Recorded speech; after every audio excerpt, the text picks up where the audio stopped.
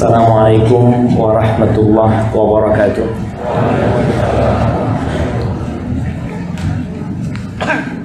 Alhamdulillah alladzi bi ni'matihi tatimmus shalihat. Segala puji bagi Allah Jalla Jalaluhu yang karena nikmatnya kebaikan-kebaikan menjadi sempurna, yang karena rahmatnya niat-niat baik hamba dapat terlaksana, yang karena kasih sayangnya kita terus berada di atas hidayah. Demi Allah, nikmat yang teragung, nikmat yang termulia yang dirasakan oleh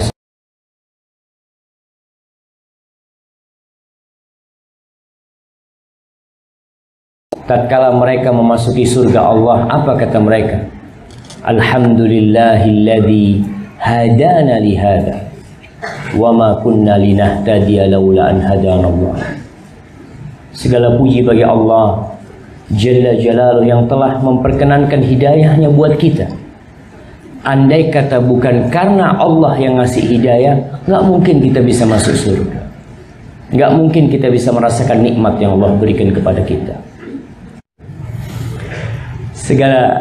Semoga salawat dan salam senantiasa tercurahkan untuk baginda Nabi kita, yang karena beliaulah kita jadi ngerti agama Allah ini. Beliau yang berjuang dengan seluruh yang beliau miliki. Beliau meninggalkan sebagian kenikmatan dunia atau banyak kenikmatan dunia. Tidak seperti kita yang bergelimang segala kemewahan dalam kehidupan ini sekarang. Di masa itu kita lihat Rasul Sallallahu Alaihi Wasallam bagaimana beliau tidur di atas ranjang, seperti apa beliau tidur. Beliau kalau bangun itu dari tempat tidurnya membekas-bekasnya tikar di pundak Nabi SAW. Kalau kita sekarang bangun dari tempat tidur kita membekas kita. Jadi kita kalau bangun, kasurnya itu ada bekasnya kita, bukan bekasnya kasur yang ada pada kita. Karena nikmatnya orang-orang hidup sekarang. Maka paling tidak nih, hari Jumat harinya berselawat buat Nabi SAW. Kita banyak-banyak, karena Nabi bicaranya banyak. Fa'akthiru fihi minas salati alayya. Kalian banyak-banyak salawat buat aku pada hari Jumat itu. Fa inna salatakum alayya ma'rudah. Salawat kalian itu akan dipaparkan kepada Nabi SAW. Bayangkan kalau antum tahu salawat antum akan didengar oleh Nabi SAW, akan ditunjukkan kepada Nabi SAW. Kira-kira berapa kali antum akan bersalawat buat Nabi SAW? Maka jadikan hari Jumat hari spesial untuk salawat. Artinya salawat kita pada hari Jumat beda dengan salawat kita pada hari kemarin. Kemarin mungkin kita salawat 200 kali. Hari ini berapa? Ya, As-Sakhawi menukil ucapan banyak itu minimal 300. Itu ucapan banyak.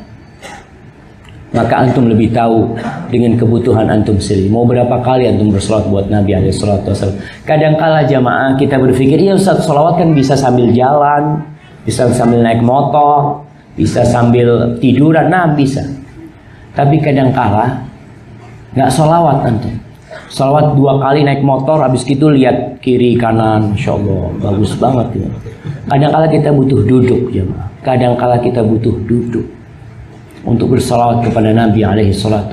Duduk kan, 15 menit, 20 menit, 30 menit, hanya untuk bersalawat kepada Nabi SAW dan kepada keluarga beliau, kepada istri-istri beliau, kepada putra-putri beliau, dan untuk seluruh sahabat Nabi. Semoga Allah meridhai kita bersama mereka. Amma ba'd. Pada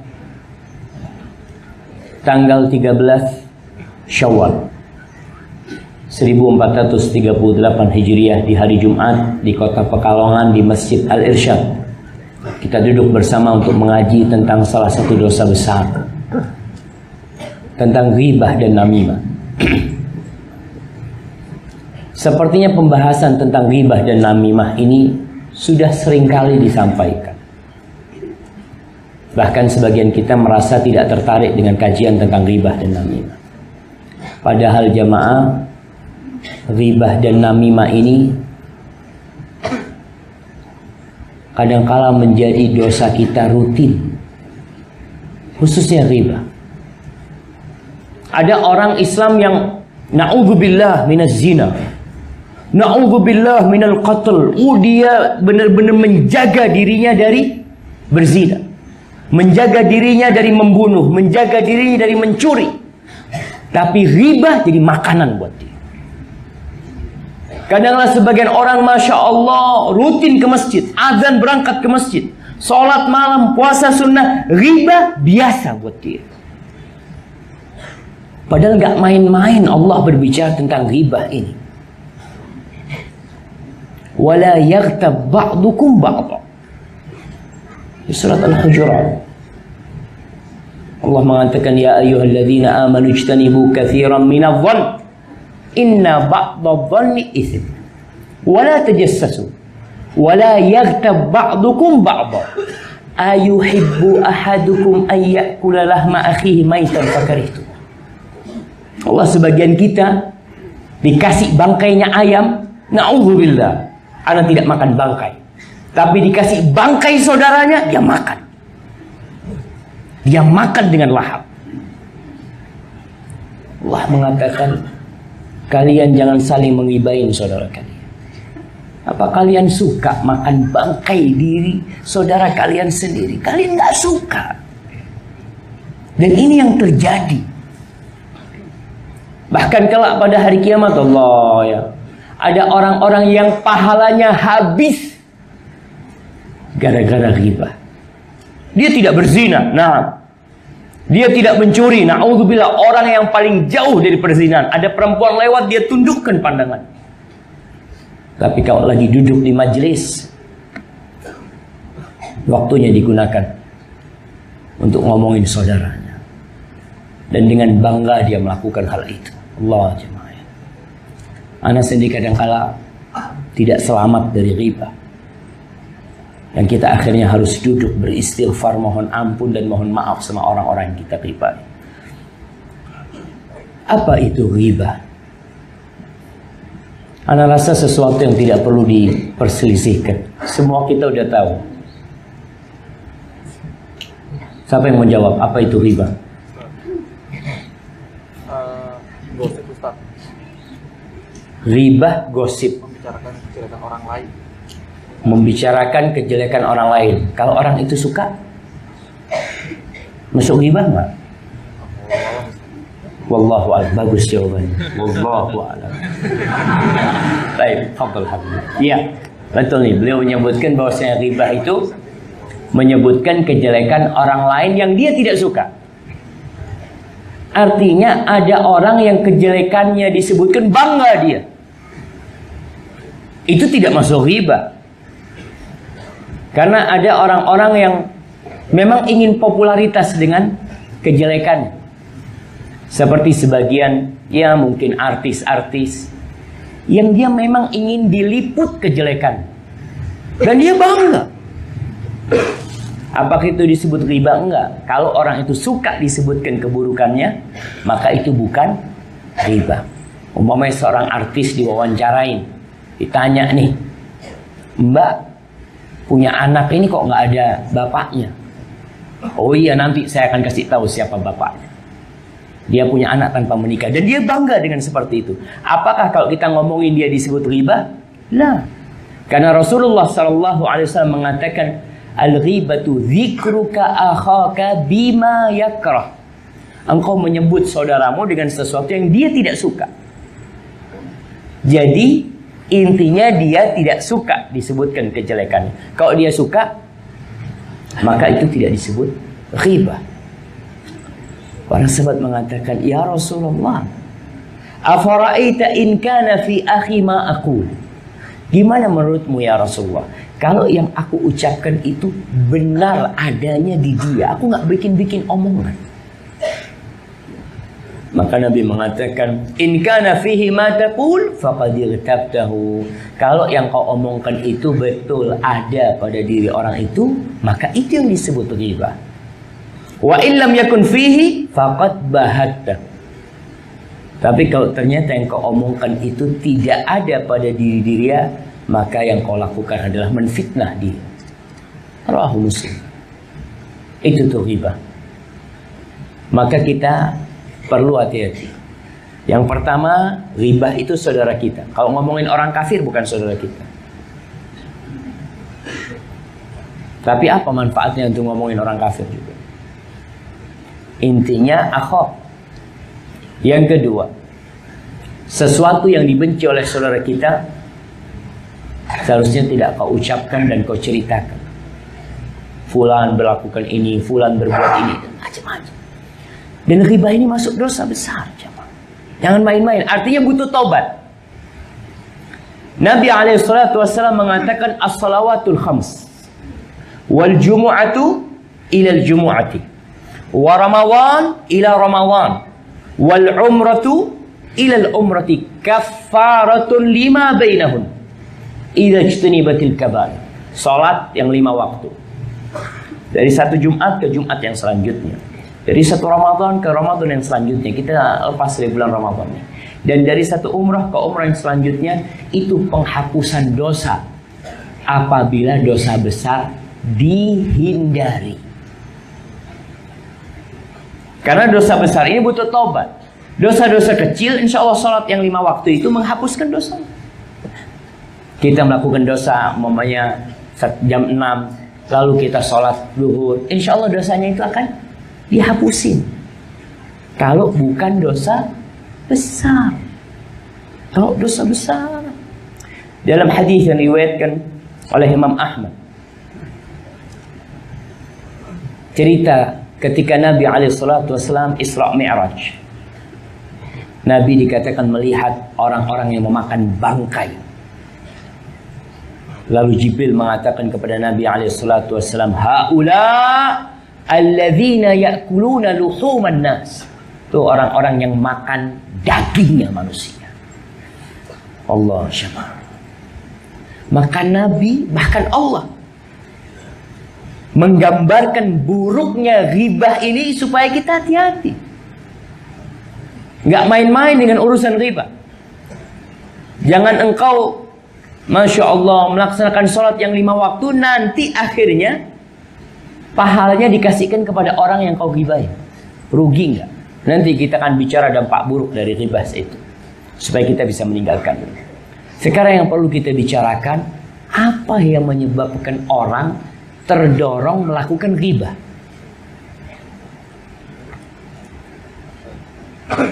Sebutkan 3. Nah, ya, oke, 2. Baik, tunggu dulu sebelum antum jawab. Antum sering ghibahin orang nggak? Nggak pernah. Bener nggak pernah? Gimana antum mau jawab? Antum nggak pernah ghibahin orang. Yang jawab ini yang tahu dengan sebabnya. Ana ngomongin orang ini karena ana ini pengalaman nih. Atau antum baca kitab nggak apa-apa. Ana alhamdulillah Ustaz nggak pernah ghibahin orang, tapi ana baca kitab. Insyaallah. Benci sama dia, nggak suka, apa bedanya? Fadhol kasih jamaah. Apa bedanya benci sama orang dan tidak suka sama orang, jamaah? Tapi sama aja sebenarnya. Baik, fadhol. Benci, iri, dengki. Apa bedanya iri sama dengki? Kalau dengki itu termasuk hasad, kalau ini kan kalau iri itu ini menginginkan apa yang ada pada orang ada pada dirinya. Kalau dengki itu hasad. Kalau iri itu bahasa Arabnya hasad. Allah jamaah. Iya. Iri itu bahasa Arabnya apa? Min syarri hasidin idza hasad. Bedanya iri sama dengki, kalau dengki itu biasanya ada kebencian. Tapi kalau iri tidak harus benci. Kadang-kala dia iri sama orang yang dia cintai. Itu kadang-kala orang iri. Kadang-kala orang nggak kenal dia bisa iri. Lihat orang mobilnya bagus, Allah mudah-mudahan tabrakan. Padahal dia nggak kenal sama orang yang lewat itu, nggak kenal sama sekali. Dia nggak ada urusan. Tapi kalau dengki biasanya berdasarkan kebencian kepada orang itu. Baik. Itu beberapa sebab yang disebutkan. Jadi sebab yang pertama sebenarnya lemahnya iman. Karena iman lemah, maka kita ribain orang.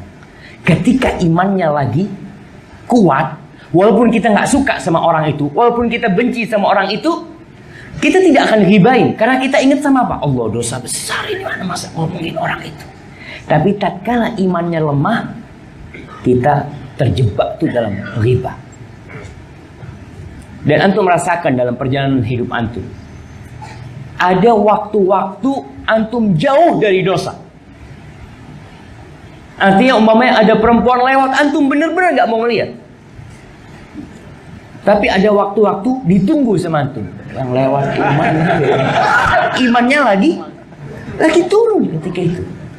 Makanya Rasul SAW mengatakan, innal iman yabla fi jawfi ahadikum kama yabla thawb. Iman itu bisa usang di dalam hati kalian seperti usangnya baju. Antum tahu baju itu? Kalau sering dipakai kadang-kala sering dijemur, sering dicuci, lama-lama ketarik sedikit robek. Tapi kalau baju baru antum tarik nggak akan robek. Makanya Nabi SAW mengatakan, fasalullaha ayyujaddida imanakum. Kalian berdoalah, minta sama Allah supaya Allah memperbaharui keimanan kalian, supaya kuat. Maka kita perlu melihat. Jadi penyebab pertama sebenarnya adalah lemahnya iman kita. Yang kedua, emosi dan marah. Orang kalau lagi marah sama orang, itu dorongan untuk ngomongin orang itu kuat. Bahkan kadang-kala nggak ada api, nggak ada angin, nggak ada hujan, tahu-tahu dia langsung ngomong, kau tahu sama fulan, kata dia. Ada apa ini? Tahu-tahu tanya. Oh, berarti dia lagi marah sama fulan, lagi emosi sama fulan. Kita udah tahu nih, salah satu penyebabnya atau yang kedua adalah emosi dan marah. Diperintahkan kita untuk menahan emosi kita. Ramadan, Masya Allah, kita lihat bagaimana Ramadan. Rasulullah SAW mengatakan, idza kana yaumu shaumi ahadikum, kalau kalian sedang puasa, seorang sedang puasa, hati-hati jaga lisannya, jaga perbuatannya, jangan mengatakan perkataan yang kotor, ya, yang melakukan tindakan dosa. Fa in sabahu ahadun aw qatala, kalau dia dicela sama satu orang atau ditantang berantem, apa yang harus dia katakan? Inni shaim, ini aku lagi puasa, menahan diri. Soalnya kalau antum tidak menahan diri, antum akan ngomongin ke orang nanti. Aku tadi tantang sama orang ini itu macam-macam. Padahal kau sudah ngomong inni shaim, kau tahan emosi. Dan Islam ini subhanallah jemaah, bagaimana mengarahkan supaya orang menahan amarah, karena amarah ini dampaknya buruk. Bahkan ketika seorang sahabat meminta nasihat Nabi SAW, dia mengatakan, bayangkan seorang sahabat datang minta wasiat. Antum datang ketemu Ustadz, Ustadz tolong kasih nasihat ana. Antum jarang ketemu sama Ustadz itu. Nasihatnya cuma satu, la taghdab, kau jangan marah. Sahabat ini kok melihat nasihatnya kok cuma jangan marah. Ausin ya Rasulullah, kasih wasiat aku lagi. Apa kata Nabi SAW? La taghdab, kau jangan marah. Jangan marah lagi, kata dia. Ya Rasulullah, ausin, kasih aku wasiat lagi. Kembali Nabi mengatakan, la taghdab, kau jangan marah.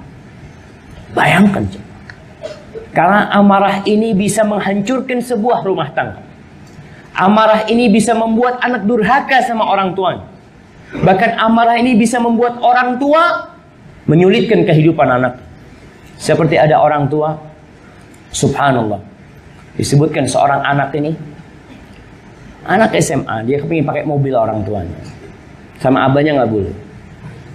Akhirnya dia ngomong sama uminya, Umi, aku kepingin nih, sekali aja Umi, kata dia. Ya kata uminya, nanti kita rayu abahmu. Dirayu abahnya ngomong enggak. Si anak maksa mau naik mobil. Apa kata abahnya? Ya sudah, kalau kau mau pakai, kau pakai tuh mobil, mudah-mudahan kau nggak balik lagi. Ditunggu anak tuh jam 12 malam nggak balik. Mulai gelisah orang tuanya.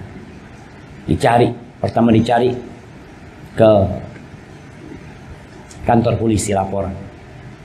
Ternyata anaknya sudah jadi bangkai di rumah sakit. Mati. Gara-gara amarah. Makanya orang harus berpikir, ketika marah itu Allah sebutkan orang-orang yang bertakwa itu wal kadhiminal ghaidh. Orang yang menahan amarahnya. Dan dengan itu insya Allah kita terhindar dari riba, dari ngomongin orang. Ketika kita tahan amarah kita, ada orang menyakitin hati kita, ngomongin, kita jangan ngomongin dia.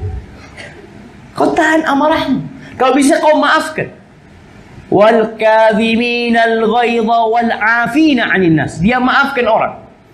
Artinya dia maafkan, dia hapus tuh. Tidak ada lagi pembicaraan tentang orang itu, nggak ada. Ketika ada yang mancing-mancing, nggak ada, anak sudah maafkan dia. Nggak perlu lagi kamu membicarakan hal itu. Kemudian sebab yang ketiga, orang melakukan ghibah, mengikuti sohib dan menyenangkan hati mereka. Sekedar lagi majelis, lagi duduk kumpul-kumpul ya. Kita kadang-kala nggak kepingin ghibahin orang. Tapi untuk menyenangkan yang lainnya, kita ikut tuh. Umpamanya, fulan ini kayak gini. Oh iya, anak tahu fulan itu. Kayak gitu memang. Padahal dia nggak tahu. Cuma untuk menyenangkan sohib-sohibnya dia ngomongin orang. Dan kadang-kala kita ibu-ibu ya, ibu-ibu yang suka ghibah ini bapak-bapak apa ibu-ibu? Hah? Sama, sebenarnya sama. Cuma ibu-ibu jarang kerjaan tuh. Kalau bapak-bapak kan kerja sibuk gitu ya. Akhirnya kadang-kala waktu untuk ghibah, dia kepingin ghibah, cuma waktunya nggak ada. Tapi kalau ibu-ibu kesempatan itu ada. Dia umpamanya ada ibu-ibu yang pagi ngantar anaknya sekolah. Sambil nungguin anak sekolah ngapain? Beli sayur. Beli sayur masih bagus. Makanya kalau duduk sama sahib-sahibnya ngomongin, itu tuh ada guru. Kau tahu sama guru fulan? Iya nggak bener tuh gurunya. Masa anakku dimarahin? Oh sama, anakku juga dimarahin. Itu guru gimana ngasih PR yang terlalu berat buat anaknya? Masya Allah. Gurunya diribain. Kira-kira berkah nggak ilmu buat anak? Dan biasanya para mahasiswa atau para siswa itu suka gibain gurunya. Karena sama anak pernah jadi mahasiswa. Nah, kalau ada guru yang killer yang, aduh guru ini. Ada guru-guru yang kalau ngasih soal itu Masya Allah. Ini guru kayaknya nggak belajar adab. Gurunya nggak belajar adab jemaah. Dan itu seneng murid-murid itu. Makanya kenapa banyak anak-anak yang kuliah nggak berkah ilmu. Karena dia ghibain guru. Gara-gara tadi cuma sekedar kan nyenangkan sahib-sahibnya lagi kumpul ngobrol. Seharusnya kau kan tinggalkan majelis itu. Kalau benar engkau tidak mau ghibain, seharusnya afwan aku mau ada urusan. Kalau engkau tidak bisa memberikan nasihat ke sana, maka kau tinggalkan. Tapi kadang-kala kita karena sahib nggak enak, anak ninggalkan Ustaz. Nah, biasanya kan gitu kan, gimana Ustaz, orang lagi ngomongin, anak nggak ikut ghibah Ustaz. Cuma kalau anak pergi kok kayak nggak enak sama mereka. Akhirnya antum duduk di sana, dapat tuh dosa ghibah antum. Ini penyebabnya. Kemudian penyebab yang selanjutnya, ingin menampakkan dirinya di atas kehancuran orang lain.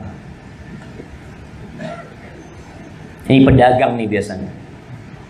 Kan banyak pedagang di Pekalongan ini. Ada orang umpamanya beli HP. Lalu dia ke tempat HP, Anda beli HP nih. Harganya sekian. Oh, kau ditipu sama fulan. Dia sudah ribain enggak? Sudah ribain orang itu. Kau ditipu sama fulan, kau kalau ke tempat anak kasih harga sekian. Masya Allah. Itu terjadi. Kita kadang-kadang nggak sadar kalau kita sedang ngomongin kejelekan orang sama dia. Seharusnya ketika memang teman kita ditipu, kita tinggal ngomong, oh mungkin ya harganya beragam sih. Di tempat-tempat mungkin ada yang orang jual harga sekian, ada harga sekian. Kau kan nggak perlu menampakkan, kalau ke tempat anak sekian, kau itu fulan memang nggak benar fulan itu. Banyak sohib-sohib yang sudah ditipu sama fulan. Lah, coba. Kalau antum ingin mentahdir, dalam Islam boleh. Ada namanya memperingatkan orang jangan sampai bergaul sama fulan. Itu diperbolehkan. Kalau memang hal itu membahayakan orang lain. Seperti fulan peminum. Orang ini mau berteman, kau jangan berteman sama fulan. Kenapa? Janganlah. Soalnya dia itu peminum. Itu nggak masalah. Tapi kalau seperti tadi yang urusan dagang macam-macam, antum ingin menampakkan diri antum bahwa antum lebih baik dari dia. Fulan mah nggak benar kalau ana. Kemudian salah satu penyebab riba itu ya ingin menunjukkan bahwa dia tidak termasuk pelaku yang tidak benar. Dia dalam urusan dakwah. Kadang-kala kita katakan fulan itu nggak tahu kerja sebenarnya. Ana yang bisa kerja.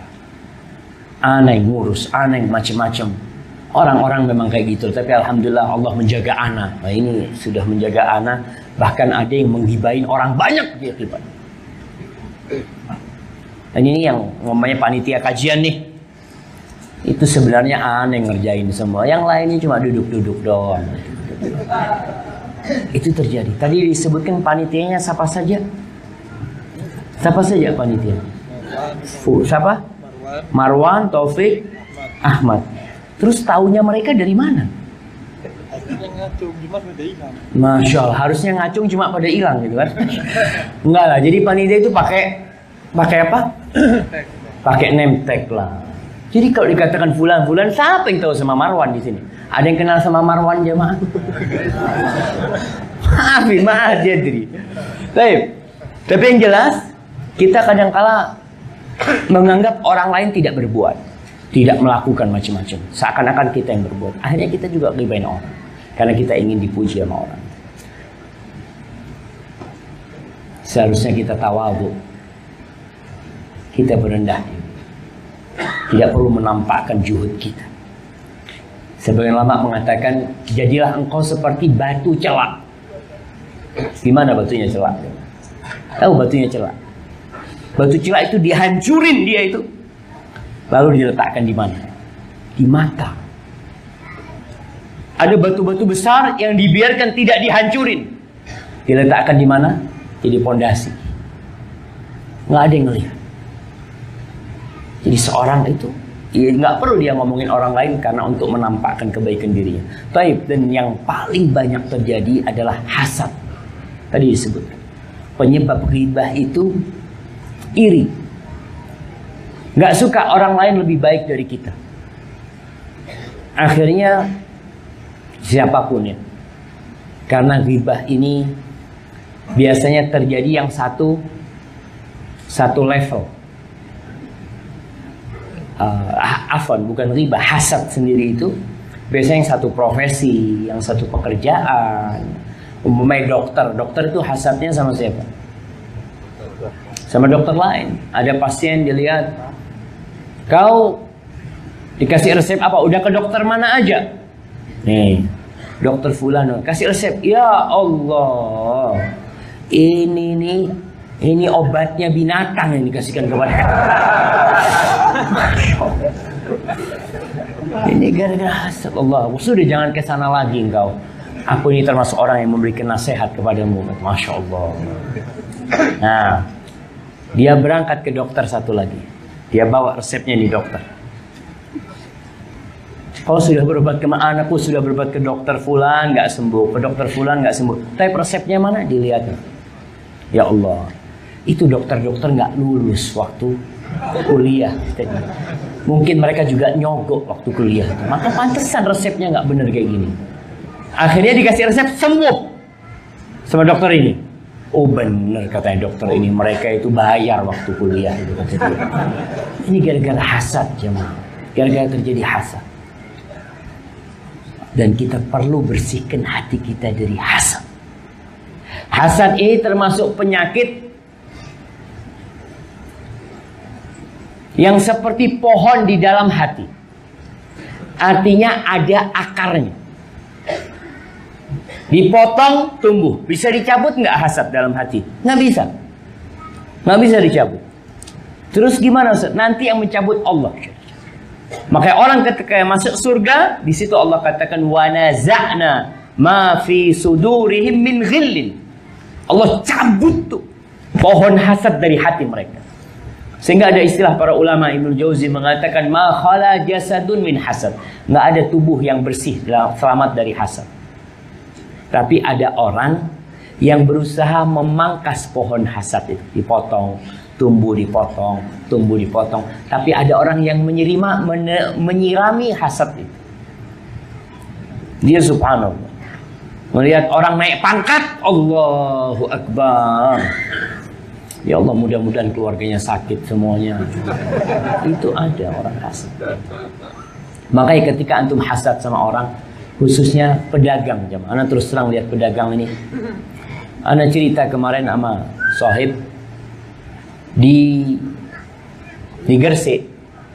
Itu ana tanya, ada nggak di sini paguyuban sarung? Karena mereka terkenal dengan sarung. Yang orang-orang Muslim paguyuban. Nggak ada kata Ustaz. Nggak ada. Yang orang-orang non Muslim malah punya paguyuban. Dan kalau ada satu orang Muslim itu yang ditipu sama satu orang, mamanya ngambil barang kemudian tidak bayar, ini satu orang tidak akan cerita sama orang lain kalau dia sudah ketipu sama fulan. Sehingga semua sohibnya ketipu. Dia biarkan hal itu karena hasad. Dia mengatakan masa anak aja yang ketipu, biar yang lainnya juga ketipu. Hasad jemaah marah. Maka ingat, hasad ini termasuk penyebab ghibah itu sendiri, sehingga kita perlu mengobatin hati kita dari hasad. Kemudian orang yang ghibah, apa yang akan terjadi dengan dirinya? Kita udah tahu penyebab. Dengan mengetahui penyebab, insya Allah kita udah bisa ngobatin. Walaupun ada orang-orang yang dikasih tahu sama dokter, kau ini yang menyebabkan kau darah tinggi ini, kau makan jeruan. Kau terus makan jeruan. Udah tahu nih. Ya, tetap dia makan jeruan. Akhirnya dokter ngasih tahu, kau itu tahu, nanti terakhir kau stroke.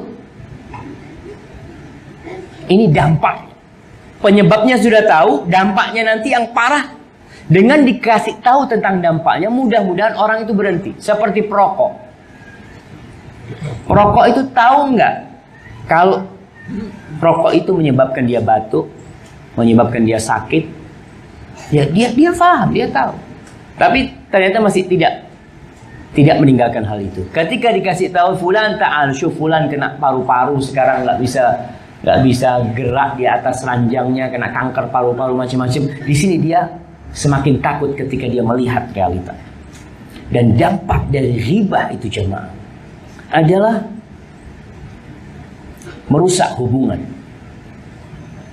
kita sama saudara kita. Padahal kita ini saudara. Innamal mu'minuna ikhwah. Merusak majlis tempat kita kumpul. Majlis yang seharusnya di situ ada rahmat Allah, gara-gara kita ghibah, tuh majlis jadi dimurkain sama Allah Subhanahu wa taala. Kita kan kepingin duduk-duduk diridhoin Allah Subhanahu wa taala. Kita ingin mencari barokah dari majlis itu sendiri. Dan ingat, jangan berpikir doa kafaratul majlis itu akan menghapuskan dosa ghibah. Karena sebagian orang habis ghibah, doa kafaratul majlis. Subhanakallahumma wa bihamdika asyhadu an la ilaha illa anta astaghfiruka wa atubu ilaik. Apa bisa dihapuskan dosa ghibah kalian? Enggak. Karena kita tahu dosa besar itu harus taubat. Apalagi antum tahu habis melakukan dosa besar, ya dengan itu insya Allah dihapuskan dosa kita. Karena ada pelaku-pelaku dosa besar, dia berangkat umroh dengan pikiran, insya Allah setelah umroh seperti bayi yang baru lahir. Na'udzubillah min dzalik. Syaratnya idza ijtunibatil kaba'ir. Kalau dosa-dosa besar dihindari. Ingat hal itu. Yang kedua, ghibah ini menggugurkan amal kita dan memakan semua pahala kita. Rasulullah sallallahu alaihi wasallam dalam hadis riwayat Bukhari mengatakan, "Man kanat lahu madlamatun li akhihi min 'irdihi aw syai'in falyatahallal minhu al-yawm." Barang siapa yang dia menzalimi saudaranya dalam kehormatan saudaranya atau dalam hal apapun, dia pernah ngomongin keburukan saudaranya, dia pernah mencela saudaranya, pernah ngambil harta saudaranya, apa saja. Kata Nabi SAW, falyatahallalhu minhu al-yawm. Hari ini dia minta supaya dihalalkan. Supaya dihalalkan. Aku pernah melakukan ini itu, mohon kau maafkan. Qabla an la yakuna dinarun wala dirham. Sebelum nanti nggak ada lagi dinar sama dirham. Kau punya harta 1 triliun, dibawa mati, nggak ada, kau tinggal. Nanti pada hari kiamat nggak ada lagi dinar wala dirham. In kana lahu amalun salih ukhidha minhu biqadri madlamati. Kata Nabi SAW, kalau dia punya amal soleh, maka amal solehnya yang akan diambil, dikasihkan kepada dia. Wa illam takun lahu hasanah. Kalau ternyata orang ini tidak punya kebaikan, kebaikannya udah habis dia, terus gimana? Maka akan diambil dari kesalahan saudaranya, dari dosa-dosa saudaranya yang dia ribai, diberikan kepada dia. Maka sebagian ulama mengatakan kalau engkau harus riba, seharusnya yang kau ribain adalah orang tuamu. Kenapa? Karena sejatinya engkau sedang memberikan pahala sama orang. Masa kau kasihkan sama orang yang kau benci? Pantas orang nggak suka sama fulan, tapi pahalanya dikasihkan terus. Aku nggak suka sama fulan, nih pahalaku kasihkan terus. Dengan dia ribain, dia itu memberikan pahala dia kepada. Makanya kalau kau mau ribain, seharusnya orang tuamu yang kau ribain, supaya semua pahala kau kasihkan kepada orang tua. Para ulama menggambarkan tentang orang yang mengribain orang lain seperti orang yang bangun rumah. Dia beli tanah strategis, dia beli. Kemudian mulai dia bangun, ya dia kumpulkan duitnya, dia bikin fondasi sampai selesai rumah. Ketika rumah itu selesai, dia mau masuk, datang perampok menguasai rumah itu. Seperti itulah orang yang melakukan riba. Dia beramal soleh sepanjang hidupnya, dia sholat malam, dia puasa sunnah, dia sodakoh, sudah banyak amal kebajikan dia. Tapi pada hari kiamat diberikan kepada orang-orang yang dia ribai. Ini yang tadi anak katakan. Sebagian orang yang suka ke masjid, Masya Allah, jauh dari zina, jauh dari mencuri, jauh dari menipu, tapi riba dia lakukan. Maka Nabi SAW pernah bertanya, atadruna mal muflis? Kalian tahu siapa orang yang bangkrut? Qalu al-muflisu fina man la dirham lahu wa la mata'. Orang yang bangkrut di antara kita adalah orang yang tidak punya uang cash dan tidak punya aset. Dia tidak punya uang dan tidak punya aset, habis semuanya. Lalu Nabi SAW mengatakan, qala innal muflisa min ummati. Sesungguhnya orang yang bangkrut dari kalangan umatku, man ya'ti yaumal qiyamah bi salatin wa siyamin wa zakatin. Dia datang pada hari kiamat dengan pahala salat. Ingat, dia datang dengan pahala salat, artinya salatnya diterima sama Allah. Ada pahalanya. Dia khusyuk dalam salatnya. Dia datang dengan pahala puasa, artinya puasanya ini diterima sama Allah karena ada pahalanya. Kalau orang puasa nggak ada pahalanya, nggak bisa dia bawa pahalanya pada hari kiamat, karena mungkin puasa dia tidak benar, tidak ikhlas. Wa zakat, dia datang dengan pahala zakat. Orang ini orang baik cuma wa ya'ti qad syatama hadza. Dia datang pada hari kiamat dengan dosa mencela fulan. Dosanya ini ingat bukan hablum minallah. Hablum minallahnya bagus. Dan ini hadis peringatan buat kita yang udah ngaji jamaah. Karena orang-orang yang suka ke masjid ini biasanya hablum minallahnya udah bagus. Tinggal bagaimana dia hablum minannas. Dia jaga. Kalau enggak dia akan jadi orang yang bangkrut. Dia telah mencela fulan, mencaci maki fulan. Wa qadzafa hadza, menuduh fulan. Allah, hati-hati. Masalah qadzaf ini ya. Qadzaf ini salah satunya menuduh zina. Antum jangan sampai melihat perempuan lewat, aduh nih pelacur nih. Tahu dari mana antum dia pelacur? Antum seharusnya didera 80 kali dera. Atau antum membawa 4 saksi yang melihat dia berzina. Kalau memang kelakuannya seperti pelacur, belum tentu dia pelacur.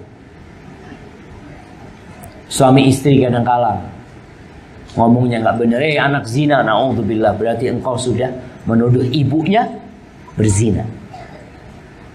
Itu terjadi. Nanti pada hari kiamat akan datang menuntut apa yang kau tuduhkan kepada dia.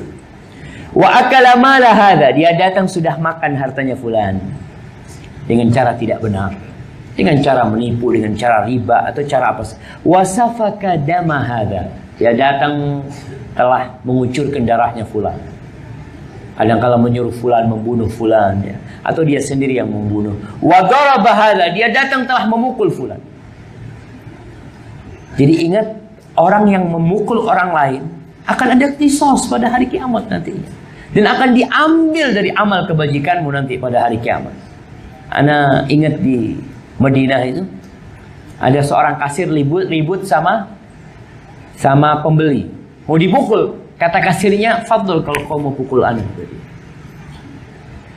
Nggak berani dia mukul. Karena tahu ada qisas, di Saudi ada qisas.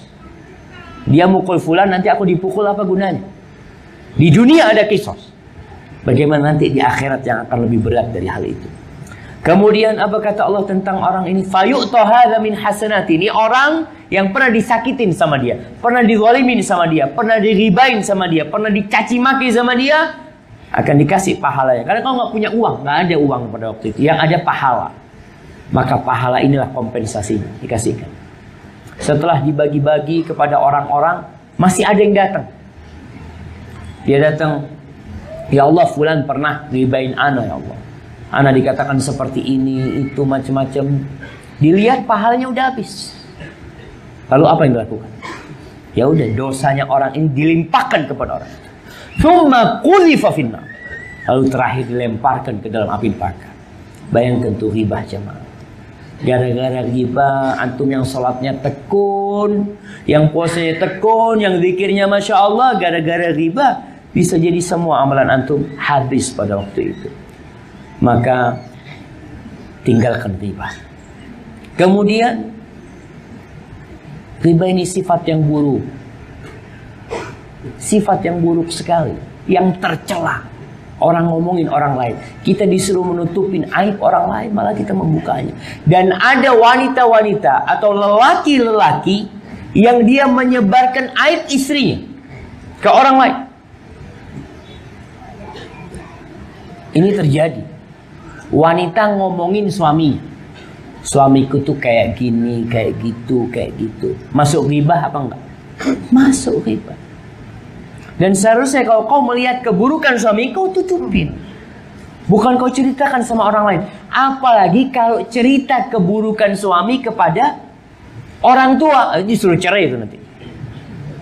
Orang tua akan ngomong, ya Allah, suamimu itu kayak gitu ternyata ya.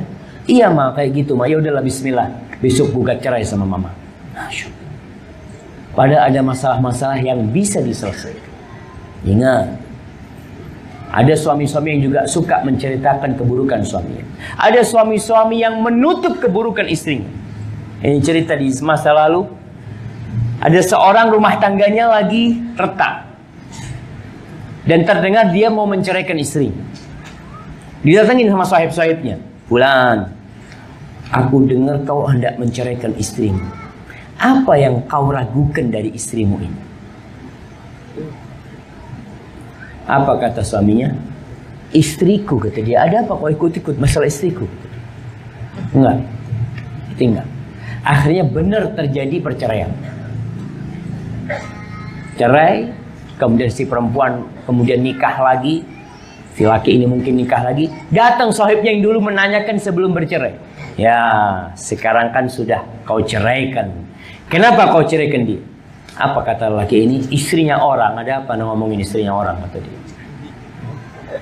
Memang jamaah. Hakadha yakunul muslim.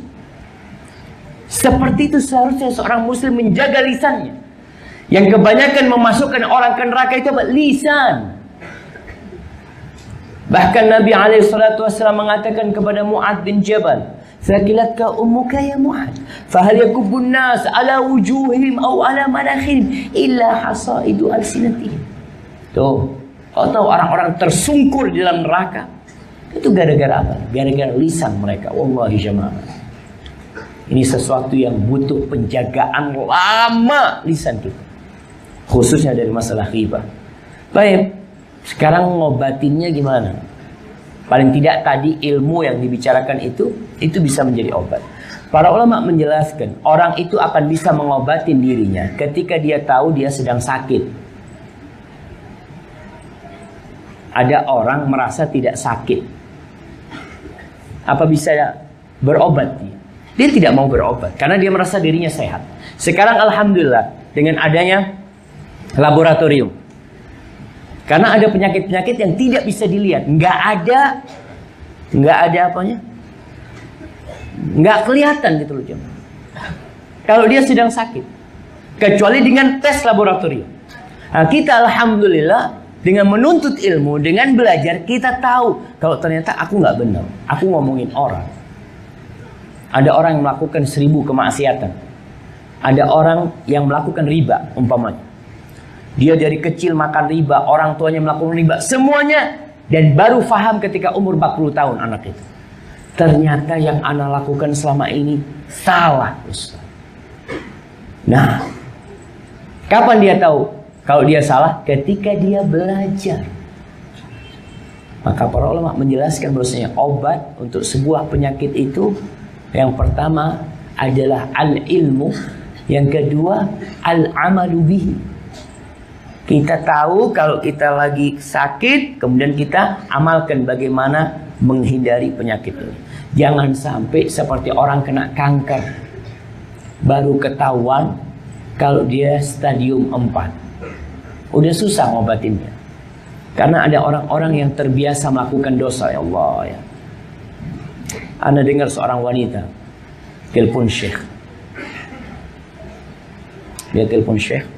Dia tanya syekh, Anda mau ceritanya Anda panjang syekh. Anda minta maaf syekh, kata dia. Anda ini selalu melakukan zina syekh. Padahal Anda sudah menikah. Dia mengatakan Anda menikah kemudian ditinggal sama suami Anda. 5 tahun suami Anda kerja ke luar negeri. Akhirnya Anda berzina. Dan alhamdulillah akhirnya suami Anda balik sama suami Anda. Dan ternyata Anda masih terus melakukan zina. Dengan suaminya datang. Kenapa? Karena udah jadi kebiasaan.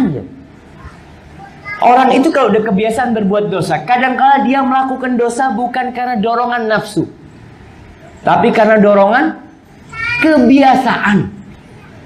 Nggak enak kalau dia tidak melakukan dosa.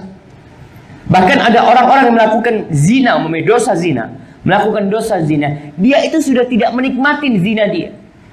Ada orang sampai tua renta ketika dia mau berzina, dia harus minum pil ini, harus minum pil itu, badannya sakit semua, tapi dia tetap berzina. Kenapa? Karena sudah jadi kebiasaan dia melakukan zina. Begitu pula dengan riba. Kalau kita nggak berhenti jamaah, ada orang yang kalau nggak gibain orang lain gatal-gatal badannya. Ana Ustaz kalau nggak ngomongin orang itu kok nggak enak gitu loh. Tapi kalau habis ngomongin orang kelihatan seger gitu. Masya Allah. Itu ada orang yang udah jadi kebiasaan. Maka kita harus tahu kalau kita sedang sakit dan kita harus ngobatin diri kita. Harus ada usaha. Salah satu usahanya, lisan kita selalu berzikir kepada Allah Subhanahu wa Ta'ala. Yang kedua, ketika kita duduk bermajelis, bawa bahan untuk dibicarakan. Kadang-kala kita duduk ke tempatnya fulan, kita nggak tahu mau ngomong apa. Nggak tahu kita mau ngomong apa, ini nggak tahu. Pokoknya kau ngapain? Ya sudah di sana duduk, nanti mungkin kita mau bicara macam-macam. Akhirnya karena tidak ada bahan, bahannya apa? Daging, saudara. Itu yang jadi bahan pembicaraan. Makanya anak nasihatin kepada beberapa ibu-ibu ada waktu itu, tolong kalau kau datang ke majelis itu sudah baca sesuatu di rumah, membaca sesuatu yang bermanfaat. Anggap membaca tentang masakan, tentang mendidik anak, tentang hal-hal yang bermanfaat. Dia datang tuh sudah punya bahan yang untuk dibicarakan, sehingga manfaat omongannya. Tapi kalau nggak ada yang dibicarakan, kadang-kadang duduk bengong mereka. Mau ngomong apa kita ya? Nih, kita ngomongin fulan. Kenapa fulan? Fulan ini diceraikan sama suaminya. Mulai cerita macam-macam. Hindari hal itu, jemaah. Jangan sampai kita melakukan hal itu. Tadi kita berusaha, kita sudah belajar, sudah tahu ilmunya, kita lakukan. Kemudian ghibah diobatin dengan cara menumbuhkan keyakinan bahwa pahala kita akan habis pada hari kiamat. Tumbuhkan keyakinan. Kalau antum lagi riba nih, pahala antum diambil. Antum lagi ngomongin orang, tumbuhkan keyakinan, ya Allah, diambil pahalaku sama fulan. Maka antum akan berhenti. Tapi kalau itu tidak hadir di diri antum akan ribain terus. Kemudian doa, minta sama Allah Subhanahu wa taala agar Allah menyelamatkan kita dari sifat tercela ini, riba dan namimah. Kita belum bicara tentang namimah, tapi minta sama Allah Subhanahu wa taala. Bayangkan Nabi alaihi salatu wasalam berdoa, mengajarkan sebuah doa dan beliau membacanya, Allahumma alhimni rusydi wa qini syarra nafsi. Ya Allah, berikan ilham kepada aku, petunjuk buat aku, dan selamatkan aku dari kejahatan jiwaku sendiri. Minta. Dan beliau kalau lagi ke masjid baca doa apa? Mana kasih dia? Doa berangkat ke masjid. Antum nih semua dari tadi berangkat ke masjid kan? Baca doa apa? Allahumma ij'al fi qalbi nura wa fi sam'i nura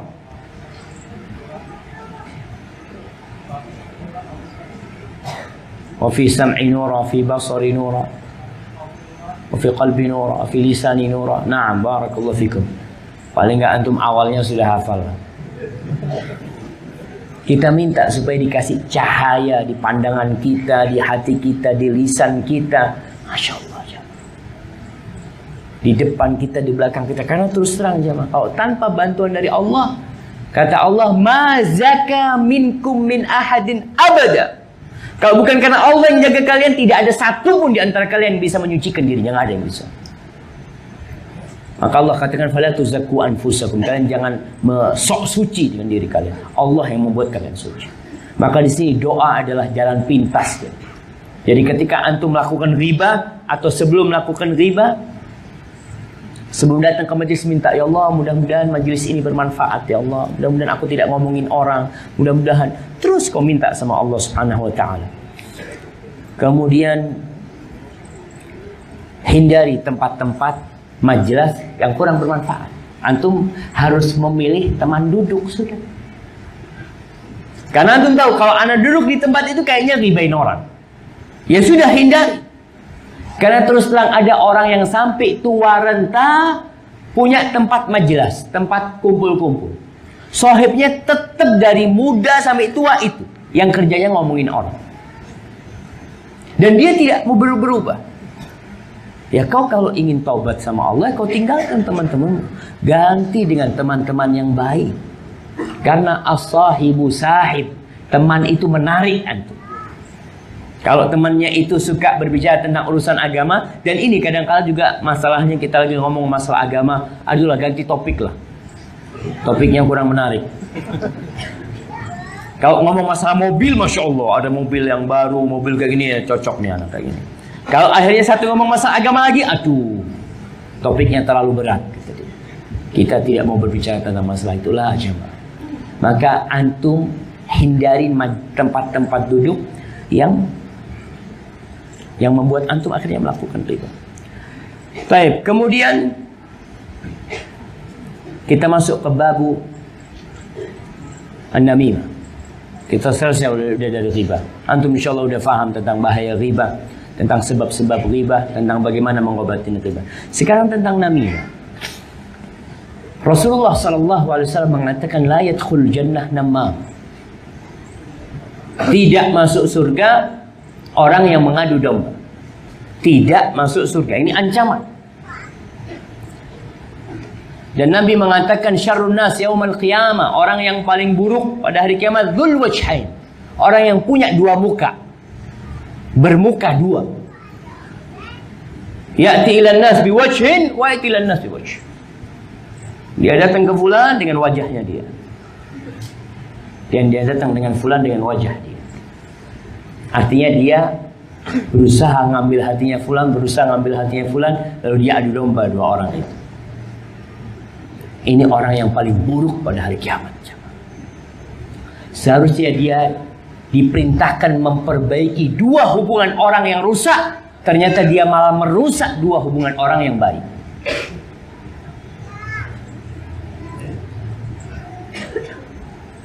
Dan namam ini adalah tukang pos. Apa istilahnya yang ngirim barang-barang itu? Kurir. Namam ini adalah kurirnya syaitan untuk menuju neraka. Seorang alim ulama pernah datang orang kepada dia, menyebutkan bahwasanya fulan ngomongin engkau seperti ini, mau ngomongin engkau kayak gini. Apa kata alim ulama ini? Setan itu nggak dapat orang lain kecuali engkau. Artinya udah nggak ada orang lain yang dikirim sama setan, kau yang dikirim sama setan datang ke sini. Ummud Darda radhiyallahu taala anha. Pernah ada orang yang datang ke Ummud Darda. Ya Ummud Darda, aku datang ke majelisnya Abdul Malik bin Marwan. Aku lihat di sana itu ada orang yang ngomongin engkau, ngomongin keburukan tetangga. Apa kata Ummud Darda? In nu'ayyar bima laysa fina, atau in nu'ban bima laysa fina. Kalau kita dicela dengan sesuatu yang tidak ada pada diri kita, kita ini udah sering dipuji dengan sesuatu yang tidak ada pada diri kita. Biarin udah. Dan jamaah kita hati-hati ketika menukil omongan orang. Makanya para ulama menjelaskan bagaimana kita menghadapi orang yang namimah, yang memindah omongan orang kepada kita. Apa yang harus kita lakukan? Apa kita percaya dengan omongan dia? Jangan. Yang pertama, kalau ada orang namam, orang memindah omongan kepada kita, antum jangan percaya sama dia. Ya Ustaz, anak nggak percaya Ustaz, anak akan cross check. Jangan cross check. Kalau antum cross check berarti percaya sama omongan dia. Umpamanya datang, afwan Ustaz, anak ini termasuk orang yang ngefans sama Ustaz. Anak cinta sama Ustaz. Syuf, anak tadi duduk di majelisnya fulan Ustaz. Orang itu ngomongin Ustaz. Apa yang anak katakan? Masya Allah, jazakallah khair, Allah barik fikum. Kau benar-benar orang yang setia. Masya Allah. Dosa kita kalau sudah percaya sama dia. Karena namam ini orang fasik. Allah mengatakan, ya ayyuhalladzina amanu in ja'akum fasiqun binaba'in fatabayyan. Kalau datang orang fasik kepada kalian, jangan kalian percaya. Kalian perlu tabayyun. Oh, berarti kita perlu tabayyun lah.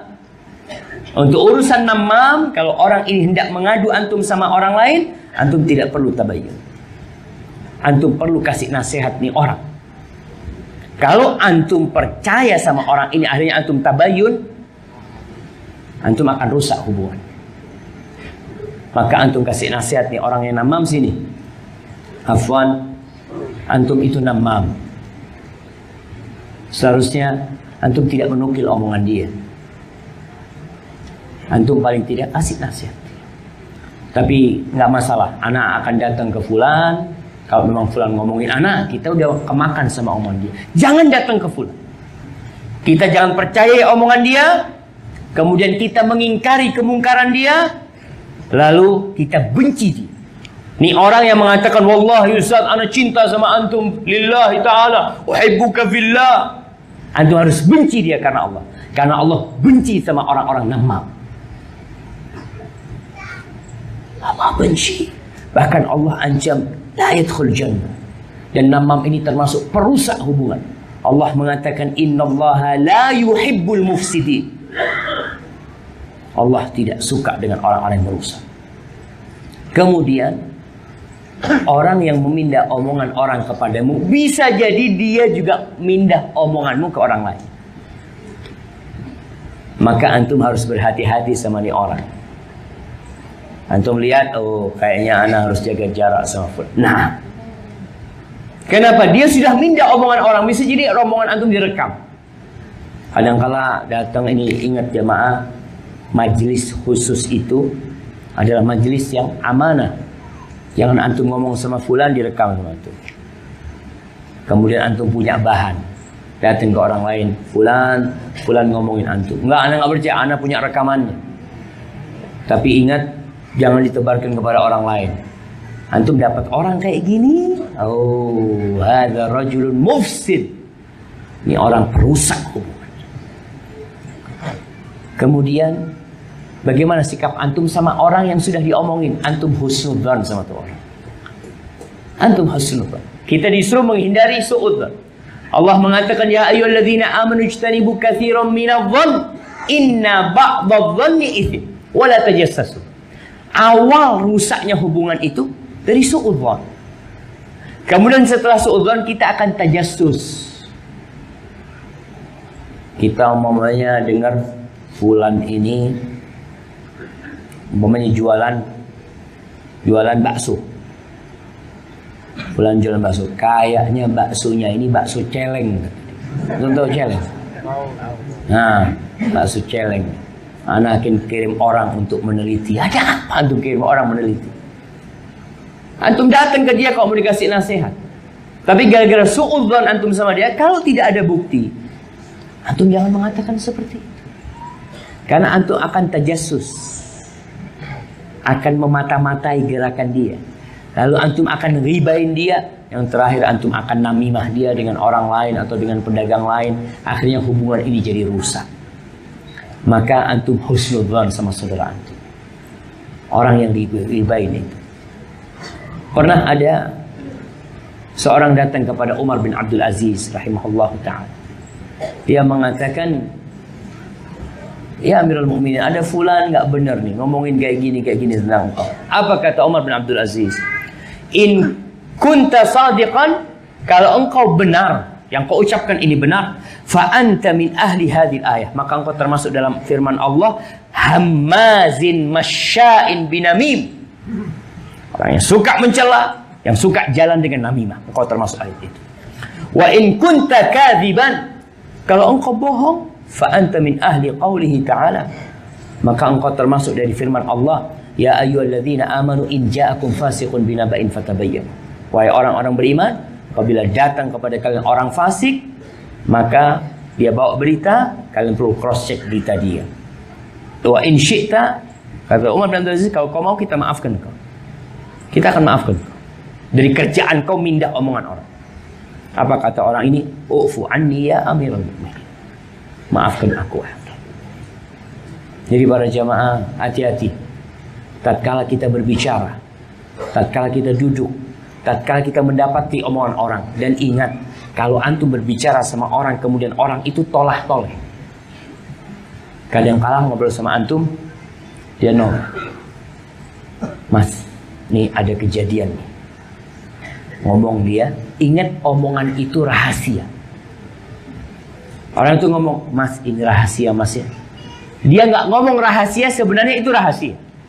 Rasulullah SAW mengatakan, idza haddatsa ahadukum akhahu thumma iltafat, kemudian dia menoleh, ingat itu amanah. Dengan menoleh aja berarti itu sudah amanah. Dia kepingin pembicaraan ini cuma 4 mata antara dia. Lalu kita datang ke orang lain, mengatakan, syuf, ana mau ngomong sama ente, ingat ini rahasia. Jangan cerita sama orang lain. Siap, cerita. Fulan lalu ketemu sahibnya, afwan nih, ana ada berita, ini rahasia. Antum jangan cerita sama orang lain. Akhirnya satu kampung semuanya rahasia. Itu jadi rahasia. Allahu Akbar. Jadi jamaah, berkaitan dengan namam ini, ingat intinya munculnya namam itu karena hati yang buruk, orang yang tidak benar hati. Rasulullah SAW menjelaskan bahwasanya di antara amalan yang lebih mulia dari sholat, mulia dari puasa, bahkan bisa sebanding dengan ibadah puasa dan sholat itu adalah islahu dzatil bain, memperbaiki hubungan orang yang rusak.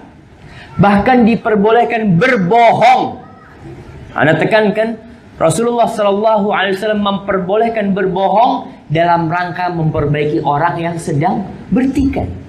Beliau mengatakan alaihi salatu wassalam, la yasluhul kadzib illa fi thalath. Bohong itu tidak boleh kecuali di 3 hal. Siapa yang ingat? Anak kasih hadiah. Masya Allah.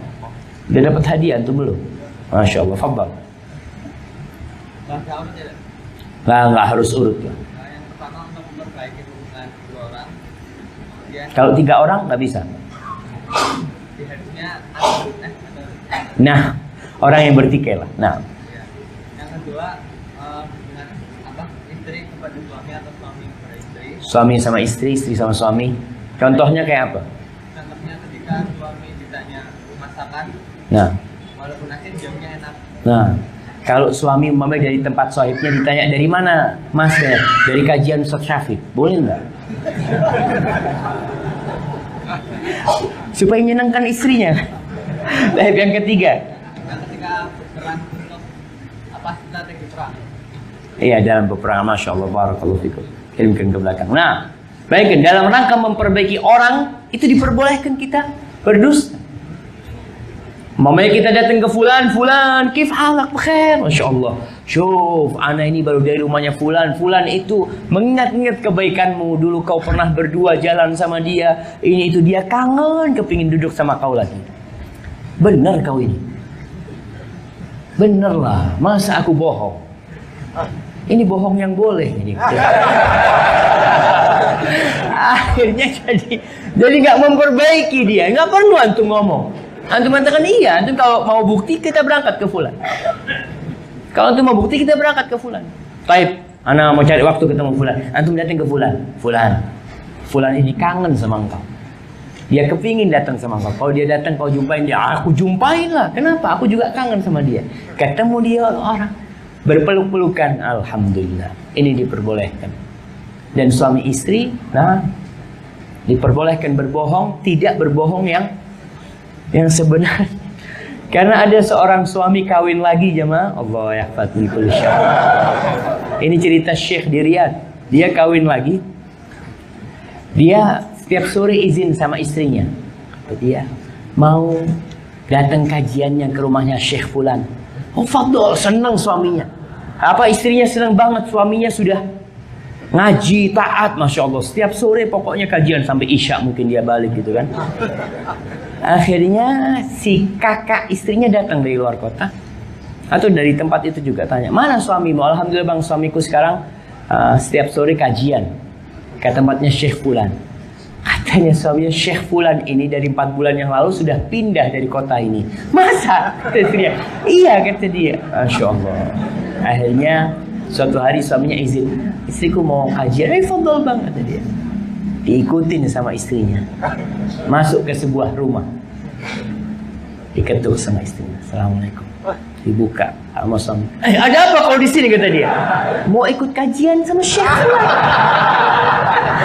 Ikut kajian sama Syekh Fulan. Allah yahfad min kulli syarr jemaah. Hati-hati kebohongan yang boleh itu tadi kebohongan yang sebenarnya untuk menyenangkan hati istrinya.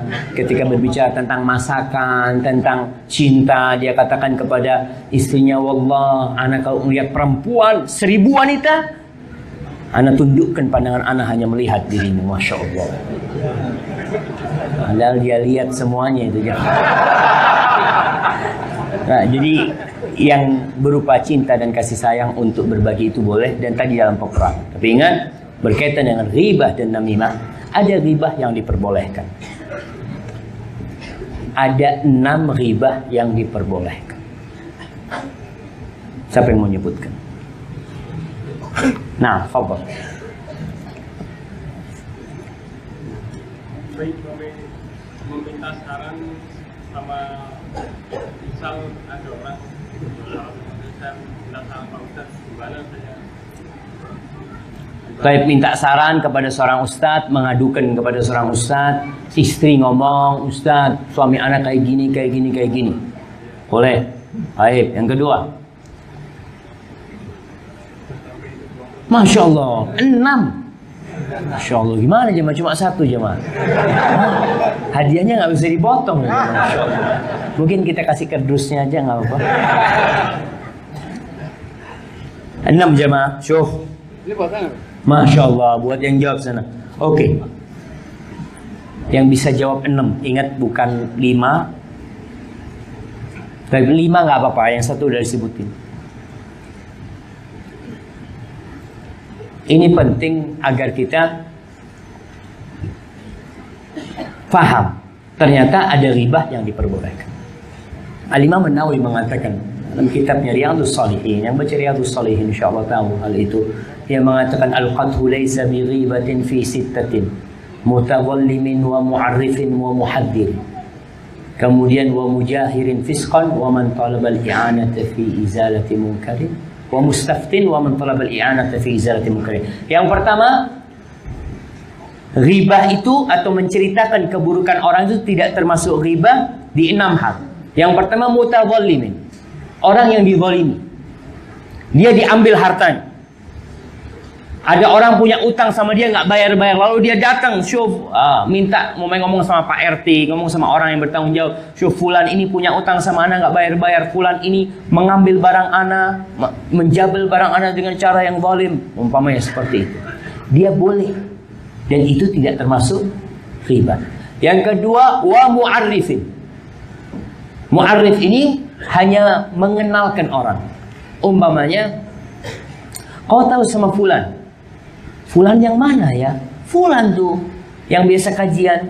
Namanya Fulan. Aduh, aku lupa. Aku mungkin kalau ngelihat orang itu kenal. Fulan yang pincang.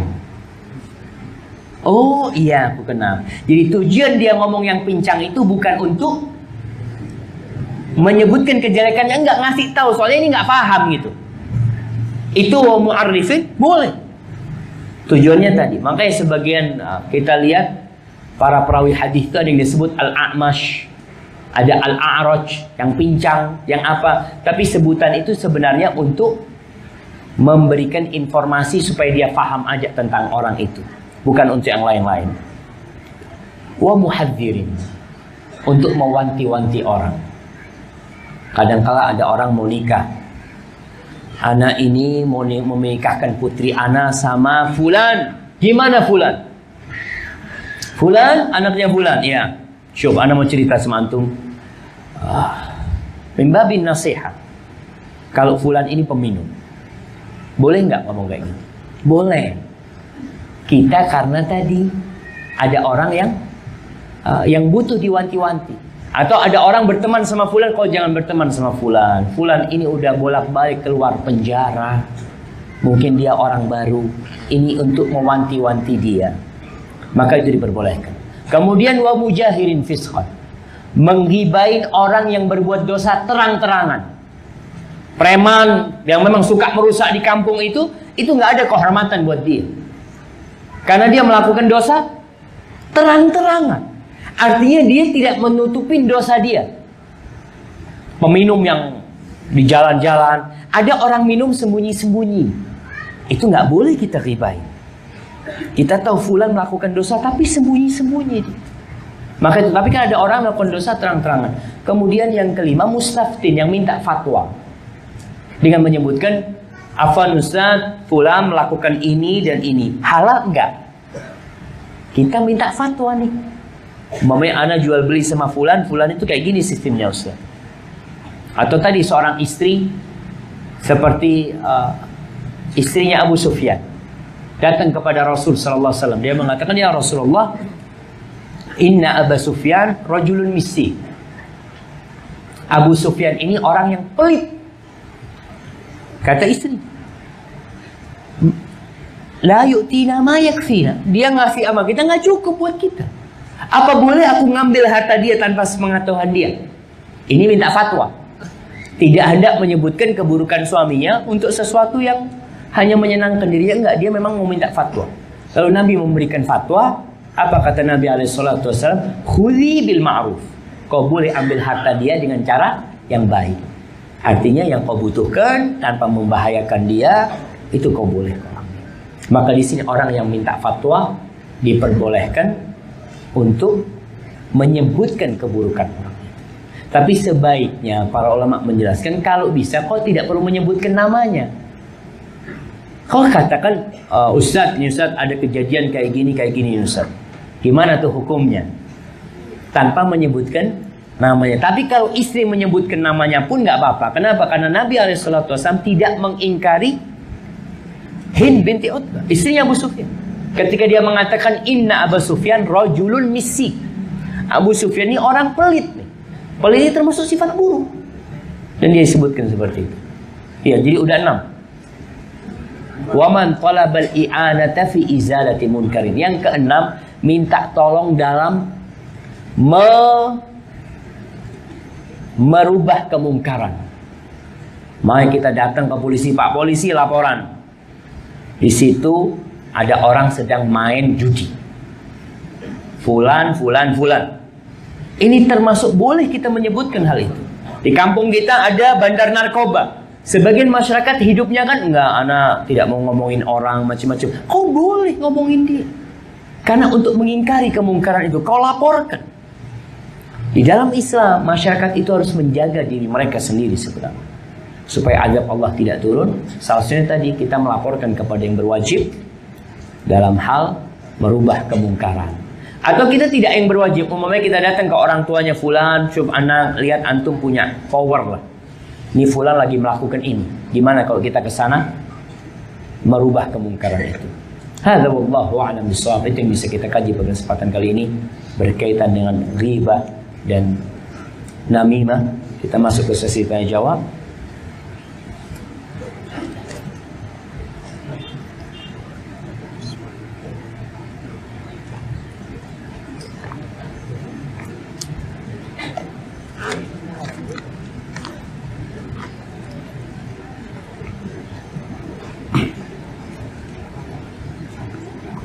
Nah, Assalamualaikum Ustaz. Waalaikumsalam. Setelah saya mengenal sunnah, lihat kajian di media, kajian-kajian di media, saya difitnah dengan fitnah yang luar biasa oleh kerabat sendiri dengan tuduhan Wahabi, teroris, dan lain-lain. Riba, fitnah pun menyebar ke kerabat saya. Lantas sikap apa yang harus saya lakukan padahal saya sudah menjelaskan semuanya? Ya sudah selesai tugas antum menyampaikan kepada mereka. Tuduhan-tuduhan itu sebenarnya jamaah dikarenakan media sendiri yang memang memojokkan umat Islam. Antum bisa bayangin ya. Sampai sekarang itu masih ada orang-orang yang berpandangan kalau jenggot itu teroris. Sampai hari ini. Orang berjenggot suka ke masjid, Wahabi. Terus kalau nggak suka ke masjid, jenggotan, itu bukan Wahabi. Kalau jenggotan ke masjid, Wahabi. Jenggotan ke diskotik, keren nih. Nah, itu tuduhan-tuduhan seperti itu, dan kita bersabar. Dan kalau antum hanya dituduh seperti itu tuduhan yang sangat ringan sekali. Bandingkan dengan tuduhan Rasulullah SAW. Nabi dituduh majnun, orang gila. Nabi dituduh penyihir. Nabi dituduh dukun. Dan biasa orang mengatakan ada yang ngerusak. Nabi itu disebutkan perusak masyarakat Mekah. Dia Nabi SAW dengan dakwahnya memisahkan bapak dari anaknya, suami dari istrinya. Itu terjadi tuduhan seperti itu. Meresahkan masyarakat, iya. Dan Nabi SAW bersabar. Sampai akhir tuduhan itu adalah pengusiran.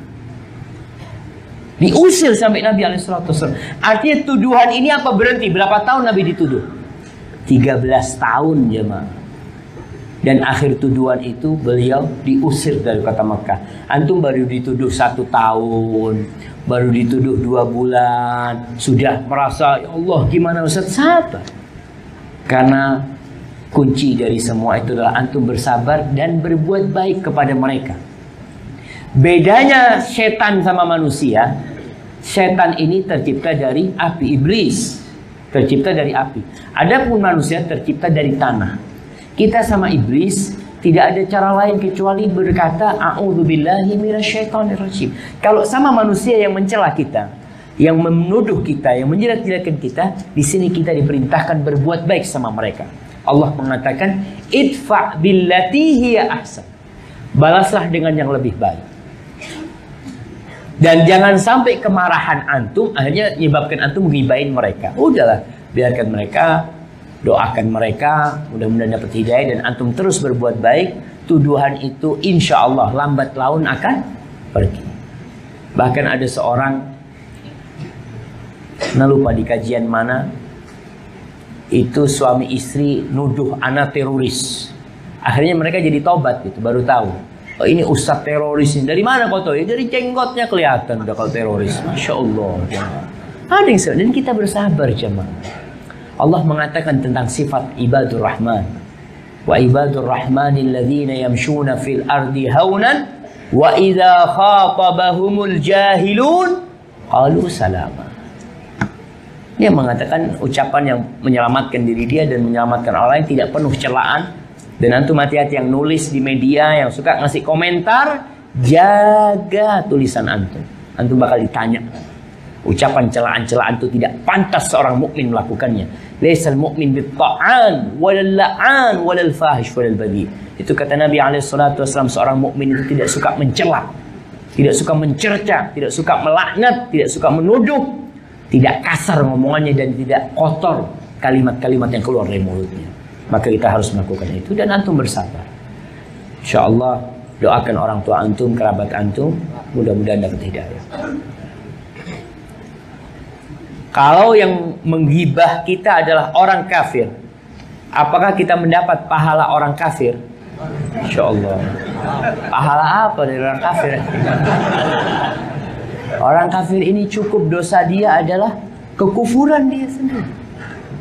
Apakah ada dosa yang lebih besar dari kekufuran itu jamaah? Nah, cuma dengan dosa-dosa mereka itu mereka akan masuk ke neraka dengan tambahan dosa mereka itu sendiri selain kekufuran mereka.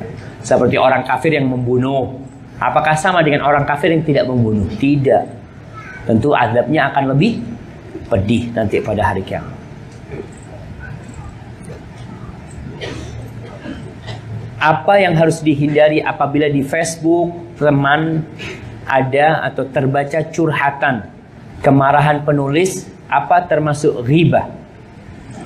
Ya, kalau penulis ini menyebutkan nama, maka termasuk ghibah. Tapi kalau dia menulis tentang ada orang curhat, aku lagi sakit hati ini macam sama fulan, tidak disebutkan namanya, antum nggak perlu tanya. Siapa yang nyakiti hatimu? Akhirnya jadi riba. Yang antum harus kasih adalah es yang dingin sama dia. Udahlah, kau sabar, ini itu. Bagaimana cara menghindar apabila ada orang lain mengajak riba? Bagaimana jamaah? Ya antum rubah topiknya. Atau antum kalau bisa, antum kasih nasihat dia. Ada orang kan yang tidak bisa memberi nasihat, tapi antum rubah topik. Nggak bisa, antum tinggalkan majelis. Bagaimana cara menghilangi hasad, marah, putus asa? Masya Allah, kita bikin kajian khusus ini jemaah tentang hasad, marah, dan putus asa. Masalah hasad, antum menghilangkan hasad itu dengan cara husnudzon sama Allah. Kenapa? Karena yang bagi-bagi itu siapa? Allah. Kenapa fulan jadi manajer dan antum tidak? Kenapa fulan jadi mudir dan antum jadi karyawan? Kenapa fulan kok sukses tokonya sedangkan aku tidak? Kenapa fulan batiknya kok sampai kemana-mana? Kenapa aku tidak? Kau di sini husnudzon sama Allah, yang ngasih itu Allah. Kau kalau kepingin mintanya sama siapa? Sama Allah Jalla Jalla. Karena orang yang hasad ini termasuk orang yang tidak ridho dengan takdir Allah. Kenapa fulan kok dikasih? Ya Allah yang ngasih. Dan kalau kau nggak ridho dengan itu, kau menentang takdir Allah Subhanahu wa taala. Masalah marah, di sini obatnya marah itu jamaah. Pertama kita mengetahui bahwasanya marah itu ada beberapa macam. Ada marah karena diri sendiri, ada marah karena diri sendiri sama Allah, ada marah yang murni karena Allah. Orang yang marah karena diri sendiri ini yang tidak dapat pahala. Ketika dicela sunnah Nabi, ketika agama Allah dicela, dia nggak marah. Tapi ketika dirinya yang dicela, oh kalau itu urusanmu sama aku. Ini marah yang karena diri sendiri. Ada yang marah karena diri sendiri dan karena Allah. Contohnya, dikatakan, oh kambing udah datang, oh kau menghina sunnahnya Nabi Muhammad SAW. Di situ kan ada kan. Tapi dia cela, dia juga ingin marah. Kok aku dikatakan kambing sama dia? Maka dia tidak akan dapat pahala karena di situ bercampur amarah dia dengan amarah diri sendiri. Marah yang karena Allah, ya ketika agama Allah, ketika sunnah-sunnah Nabi dilecehkan, dia marah karena Allah, di situ dia akan dapat pahala. Dan kebanyakan amarah kita itu karena emosi diri sendiri. Itu kebanyakan. Maka bagaimana menghindari marah? Ya, kau baca tentang keutamaan-keutamaan orang yang menahan emosinya. Lalu ketika engkau marah dalam kondisi berdiri, duduk. Langsung berubah. Pernah ceritanya Abu Dzar radhiyallahu taala anhu. Abu Dzar ini datang ke masjid, minta tolong orang di masjid itu. Siapa yang bisa bantuin aku? Aku ada kerjaan di kebunku ini. Lagi bikin kolam penampung air. Datang, aku bantuin kau Abu Dzar. Datang. Lagi bantuin Abu Dzar, subhanallah. Itu kolamnya malah rusak sama orang ini.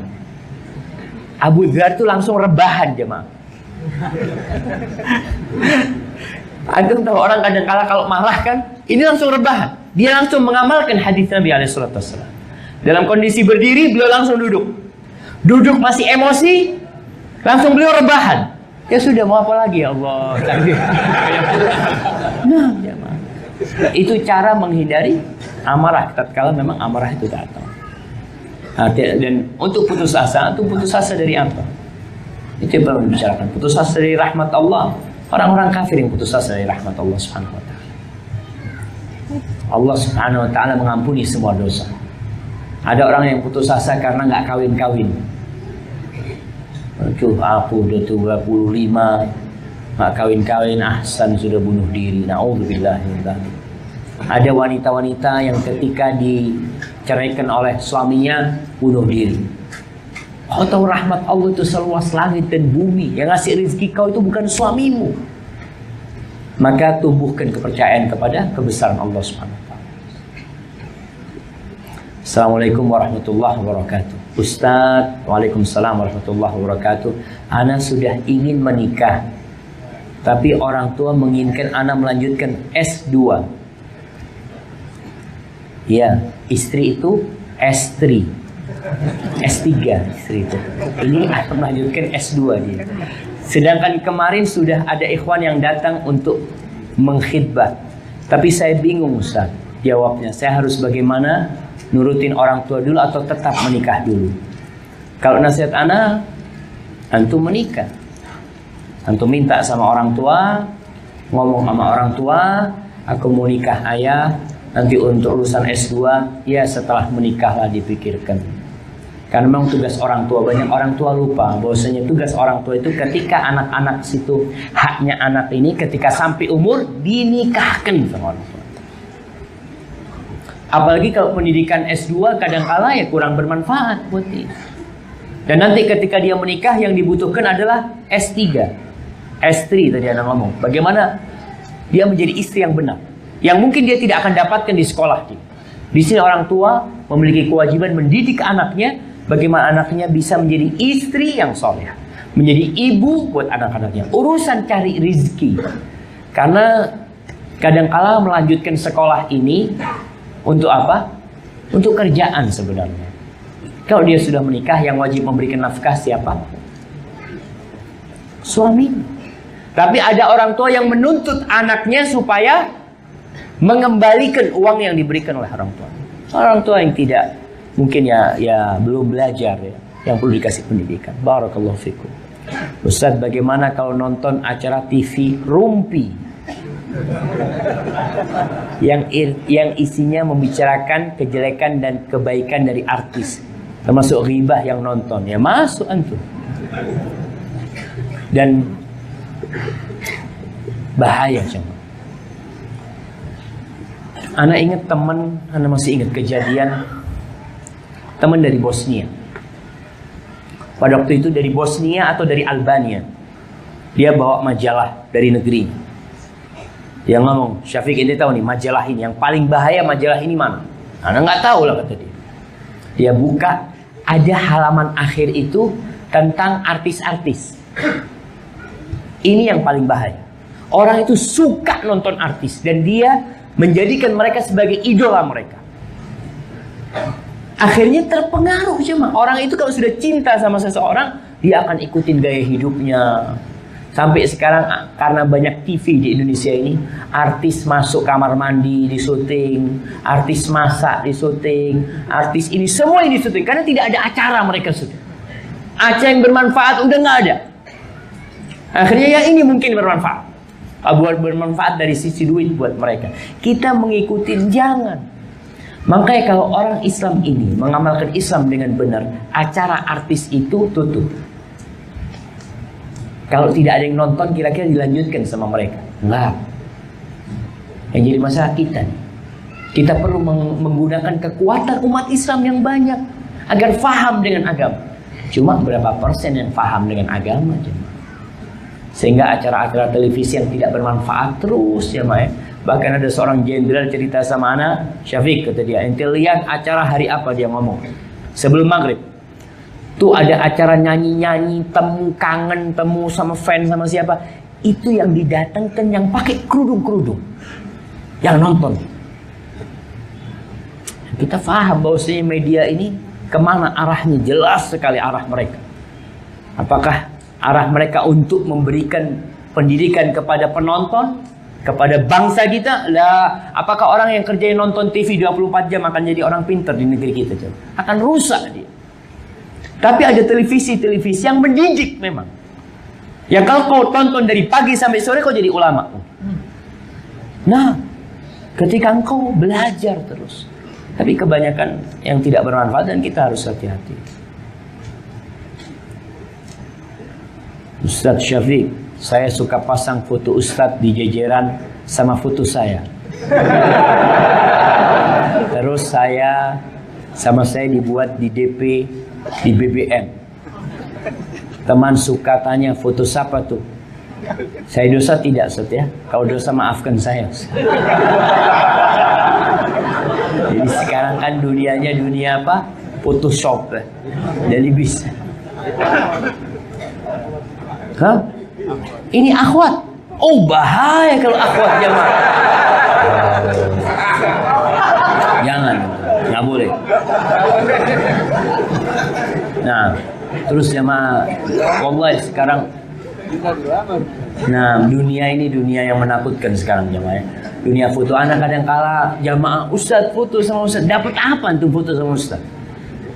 Kalau kiranya antum dapat foto sama Ustadz, anak kalau foto sama Ustadz ini imannya tambah Ustadz. Bisa qiyamul lail. Oh, berarti ada manfaatnya. Nggak ada. Antum foto sama Ustadz malah mungkin antum bisa sombong. Show, anak bisa dekat sama Ustadz. Lihat nih. Makanya nggak perlu lah cuma foto-foto kayak gitu. Dan termasuk fitnah itu. Fitnah buat ustadznya, fitnah buat jemaahnya. Maka lebih baik dihindari dan tinggalkan. Buat perempuan-perempuan nggak perlu pasang fotonya di DP, di mana-mana. Antum pasang foto sandal aja.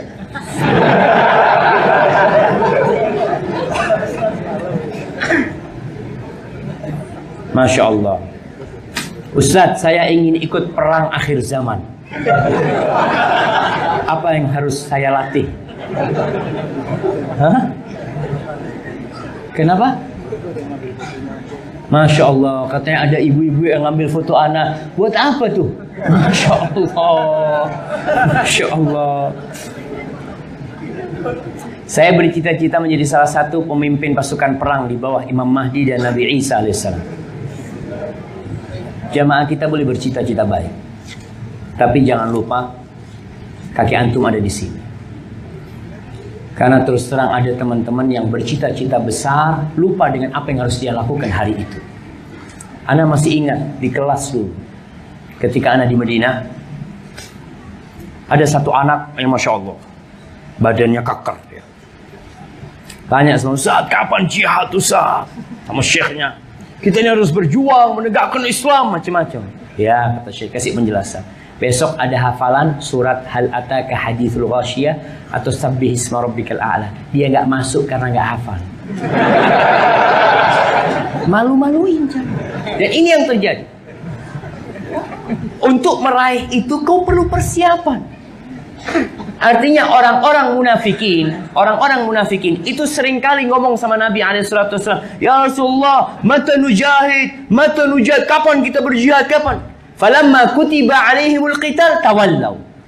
Ketika diwajibkan berjihad, mereka malah takabur. Maka kita jangan ngomong doang.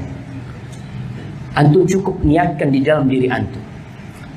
Kata Rasul sallallahu alaihi wasallam, man sa'alallah asy-syahadata shadiqan ballaghahu Allah malazil asy-syuhada wa in mata ala firasyih.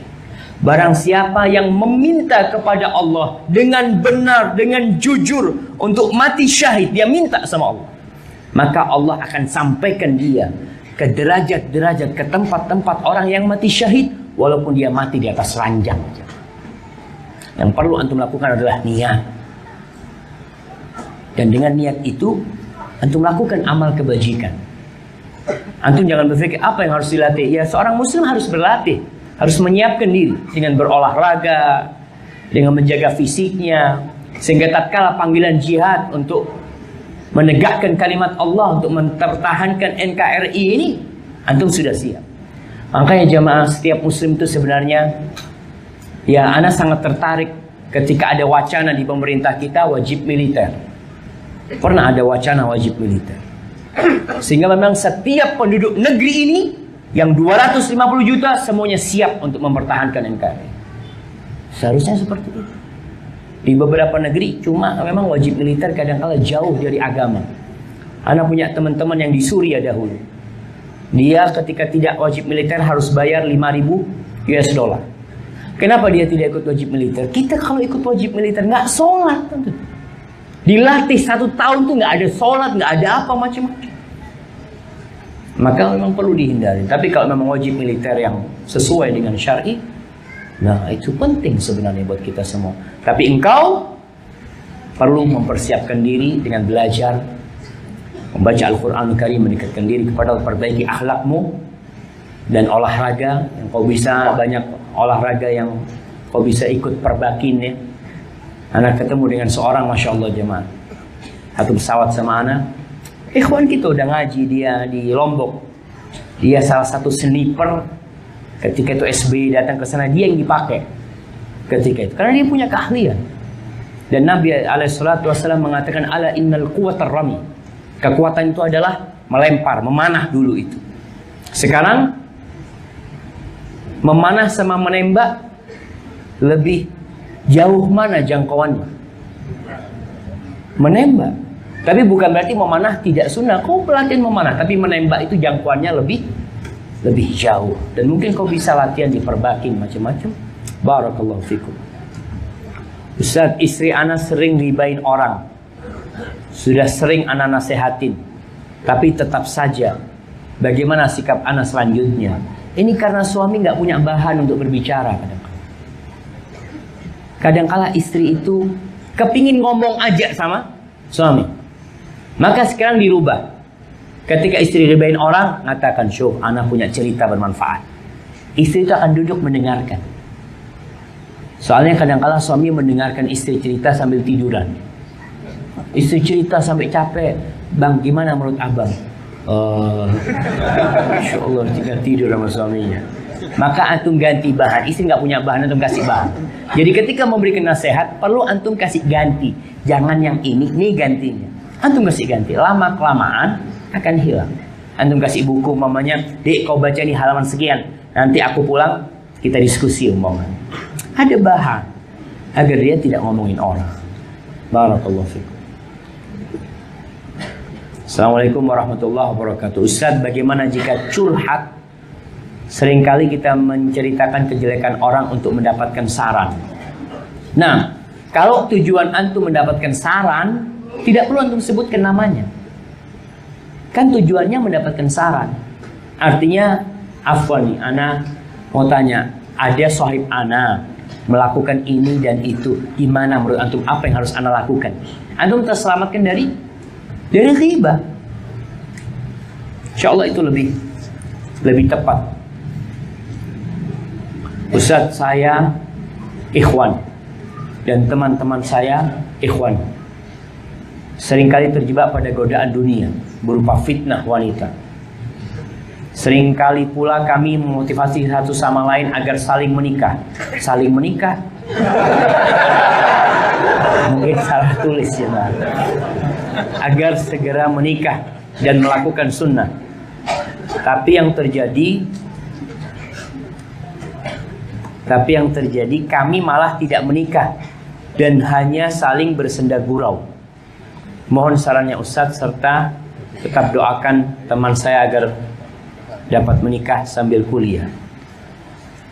Iya jamaah, kuliah itu kebanyakan untuk bekerja. Tak masalah engkau kuliah, tapi kuliah itu tidak bertentangan dengan menikah.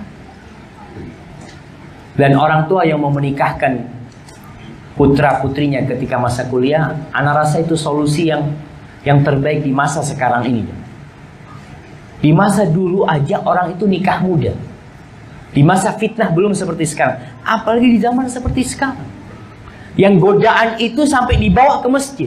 Orang bawa HP itu, Allahu Akbar. Ana terus terang kadang-kala malu ana buka HP. Ada beberapa aplikasi, ada aplikasi azan mamanya tentang waktu sholat. Itu ketika dibuka ada gambar perempuannya karena gratisan. Ada iklannya gitu loh. Ana lihat, ya Allah, seperti itu. Itu godaan itu kadang-kala sampai seperti itu besar. Makanya anak-anak muda ini jangan ngomong doang. Antum nggak usah ngomong sama sahib antum mengatakan siap, anak akan mulai. Antum datang sama orang tua, minta izin dan ngomong sama orang tua, anak minta tolong, anak mau kuliah sambil bekerja. Dan anak kuliah ini berapa jam sih kuliahnya jamaah? Berapa jam antum kuliah? Apalagi kuliah umum ya. Kuliah umum itu kata sebagian orang sih, sebagian mata kuliah itu Ustaz malam ujian belajar lulus Ustaz. Artinya dia tidak perlu belajar terus. Berarti dia punya waktu banyak kosong untuk bekerja, bisa dia bekerja. Jangan malah nganggur. Maka anak-anak muda yang kuliah ini kadang-kala waktunya itu untuk hal yang nggak bermanfaat. Anak-anak kuliah dan biasanya di kampus-kampus, Allahu Akbar ya. Anak kalau di Jember itu ada UNEJ, ada dunia kampus. Itu kerjanya anak-anak di kafe, nongkrong di sana, nongkrong di sini. Besok kuliah. Seperti itu. Maka segera antum menikah dan doakan mudah-mudahan jodoh antum cepat datang. Dan ingat ketika menikah cari yang agamanya solehah. Anda mau tanya, bagaimana apabila kita pernah menghibah seorang yang notabene orang itu tidak kenal dengan kita? Misalnya saja contoh, banyak di kalangan kita ghibah artis atau tokoh politik serta pemimpin pemerintahan yang mereka tidak mengenal kita. Yang menjadi pertanyaan, apabila kita sudah bertobat kepada Allah, maka insya Allah dosa kita dapat diampuni. Tapi bagaimana dengan orang yang kita ghibah? Apakah saat dihisab di akhirat kita dipertemukan dengan orang itu meskipun kita sudah bertobat dan tidak mengulangi dosa ghibah itu kembali? Terima kasih Ustaz. Barakallahu fikum. Iya jemaah, ini jadi masalah memang tatkala kita ghibahin orang yang kita tidak kenal. Gara-gara media kita kenal mereka. Kita melihat mereka di media, kita membaca tulisan mereka di media, kemudian kita menghibahin mereka. Terus bagaimana kalau kita udah tobat, kita tidak ngulangin lagi? Kita kan perlu minta agar dihalalkan. Nah, harus kita minta dihalalkan. Lalu kalau kita tidak bisa berjumpa dengan orang itu, antum doakan orang itu. Antum doakan orang. Semoga nanti pahala antum tidak habis diambil orang itu. Antum dengan mendoakan orang itu, jadi ada kebaikan yang antum lakukan buat orang itu. Maka insya Allah antum tidak dituntut pada hari kiamat nanti. Dan dalam masalah ghibah ini jemaah, bagaimana kalau yang kita ghibahin, kalau kita ngomong sama dia Ustaz jadi berantem. Umpamanya kita minta maaf sama dia, jadi berantem Ustaz. Ya antum perlu minta maaf secara umum aja sama dia. Antum datang, ana mohon maaf kalau ana punya salah sama antum. Kayaknya ana ya banyak dosanya sama antum, maafkan antum. Maka itu dengan cara umum semoga dia memaafkan. Tapi kalau nggak mungkin Ustaz, kalau ana datang aja berantem Ustaz, ya antum doakan kebaikan buat orang itu. Insya Allah dengan doa-doa antum, mudah-mudahan antum diampuni dosanya. Hadza wallahu a'lam bishawab. Nah, kayaknya itu akhir dari kajian kita. Udah habis? Hah? Oh, hadiah. Nah, ana mau kasih hadiah jamaah buat jamaah yang paling jauh. Dari mana? Jakarta. Insyaallah antum datang buat kajian di sini. Silaturahim. Oh, silaturahim mah berarti sampingan kajiannya. Purbalingga. Ada yang lebih jauh dari Purbalingga? Batu Raden. Kurang lebih sama. Tegal dekat mah. Wah, ini dari jauh nih anak tahu nih, Masya Allah. Dari mana?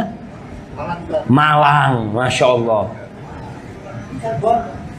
Cirebon sama Malang jauh mana? Makassar. Antum datang mau kajian ke sini? Silakan sekalian silaturahim lah.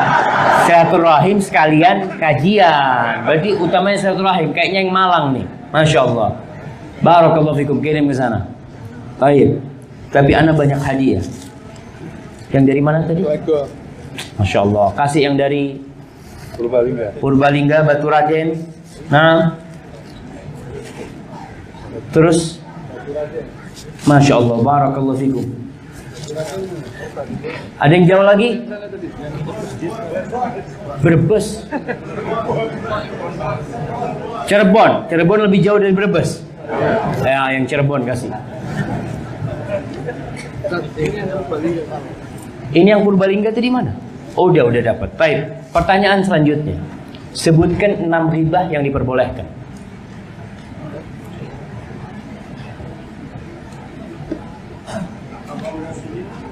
Apa tuh?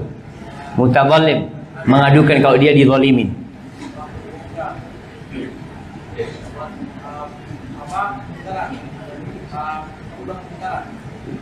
Minta tolong untuk mengingkari kemungkaran. Nah, perlu dicatat itu. Nah, yang ketiga. Apa istifsa? Minta fatwa dengan menyebutkan keburukan orang. Taib, yang keempat. Iya, masih tahu orang tentang fulan kayak gini nih. Nah,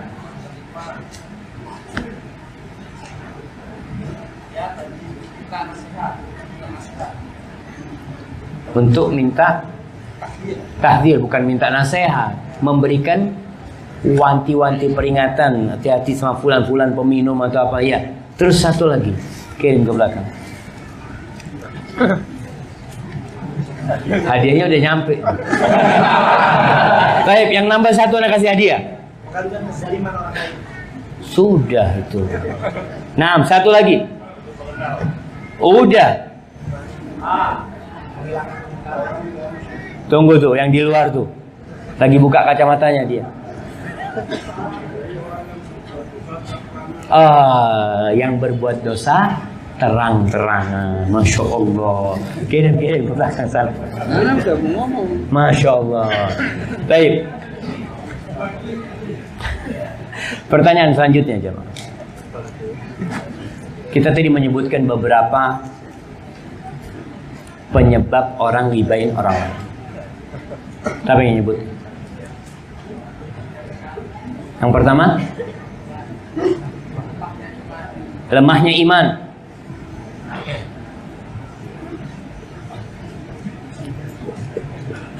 Antum tinggal ngomong lemahnya iman Ustaz, dan yang selanjutnya Ustaz, Anda kasih hadiah. Nah, apa? Kirim ke belakang. Jamaah nih, makanya dicatat jamaah. Terus terang kita ini, ya kata Imam Syafi'i rahimahullahu ta'ala, al-ilmu saydun. Ilmu itu adalah buruan. Kita dari mana-mana nih yang datang nih berburu ilmu, berburu. Al-ilmu saydun. Terus kalau sudah dapat buruan diapain? Diikat. Wal kitabatu qaidu. Kata Imam Syafi'i, mengikat itu, tali itu adalah ikatan buat buruan kita. Faminal hamaqati. Kata Imam Syafi'i, termasuk perbuatan yang bodoh. Antasida ghazalatan. Engkau berburu rusa. Berburu kijang.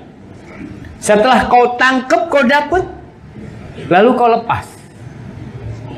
Maka eman-eman tuh ilmunya tadi, yang ingat kan yang pertama doang. Lemahnya iman, yang selanjutnya loh. Nanti didengar kembali. Hadza wallahu a'lam bishawab. Jamaah, semoga bermanfaat buat kita apa yang kita dengar, membuat kita tidak mudah-mudah ghibain orang. Sekali lagi ana ingatkan, kadangkala ada orang yang ahli ibadah, yang puasa sunnah, yang masya Allah, yang dia sholat ke masjid, tapi dia tidak selamat dari dosa ghibah. Dan ini termasuk penyakit dan kita harus berjuang untuk melawannya. Apabila yang anda sampaikan benar itu dari Allah Jalla Jalaluhu, kalau ada yang salah dan kurang berkenan, itu dari diri anda pribadi. Allah dan Rasulnya terbebaskan dari kesalahan itu. Terima kasih banyak kepada semua yang hadir di tempat ini. Subhanakallahumma bihamdika, asyhadu an la ilaha illa anta, astaghfiruka wa atubu ilaik. Assalamualaikum warahmatullahi wabarakatuh.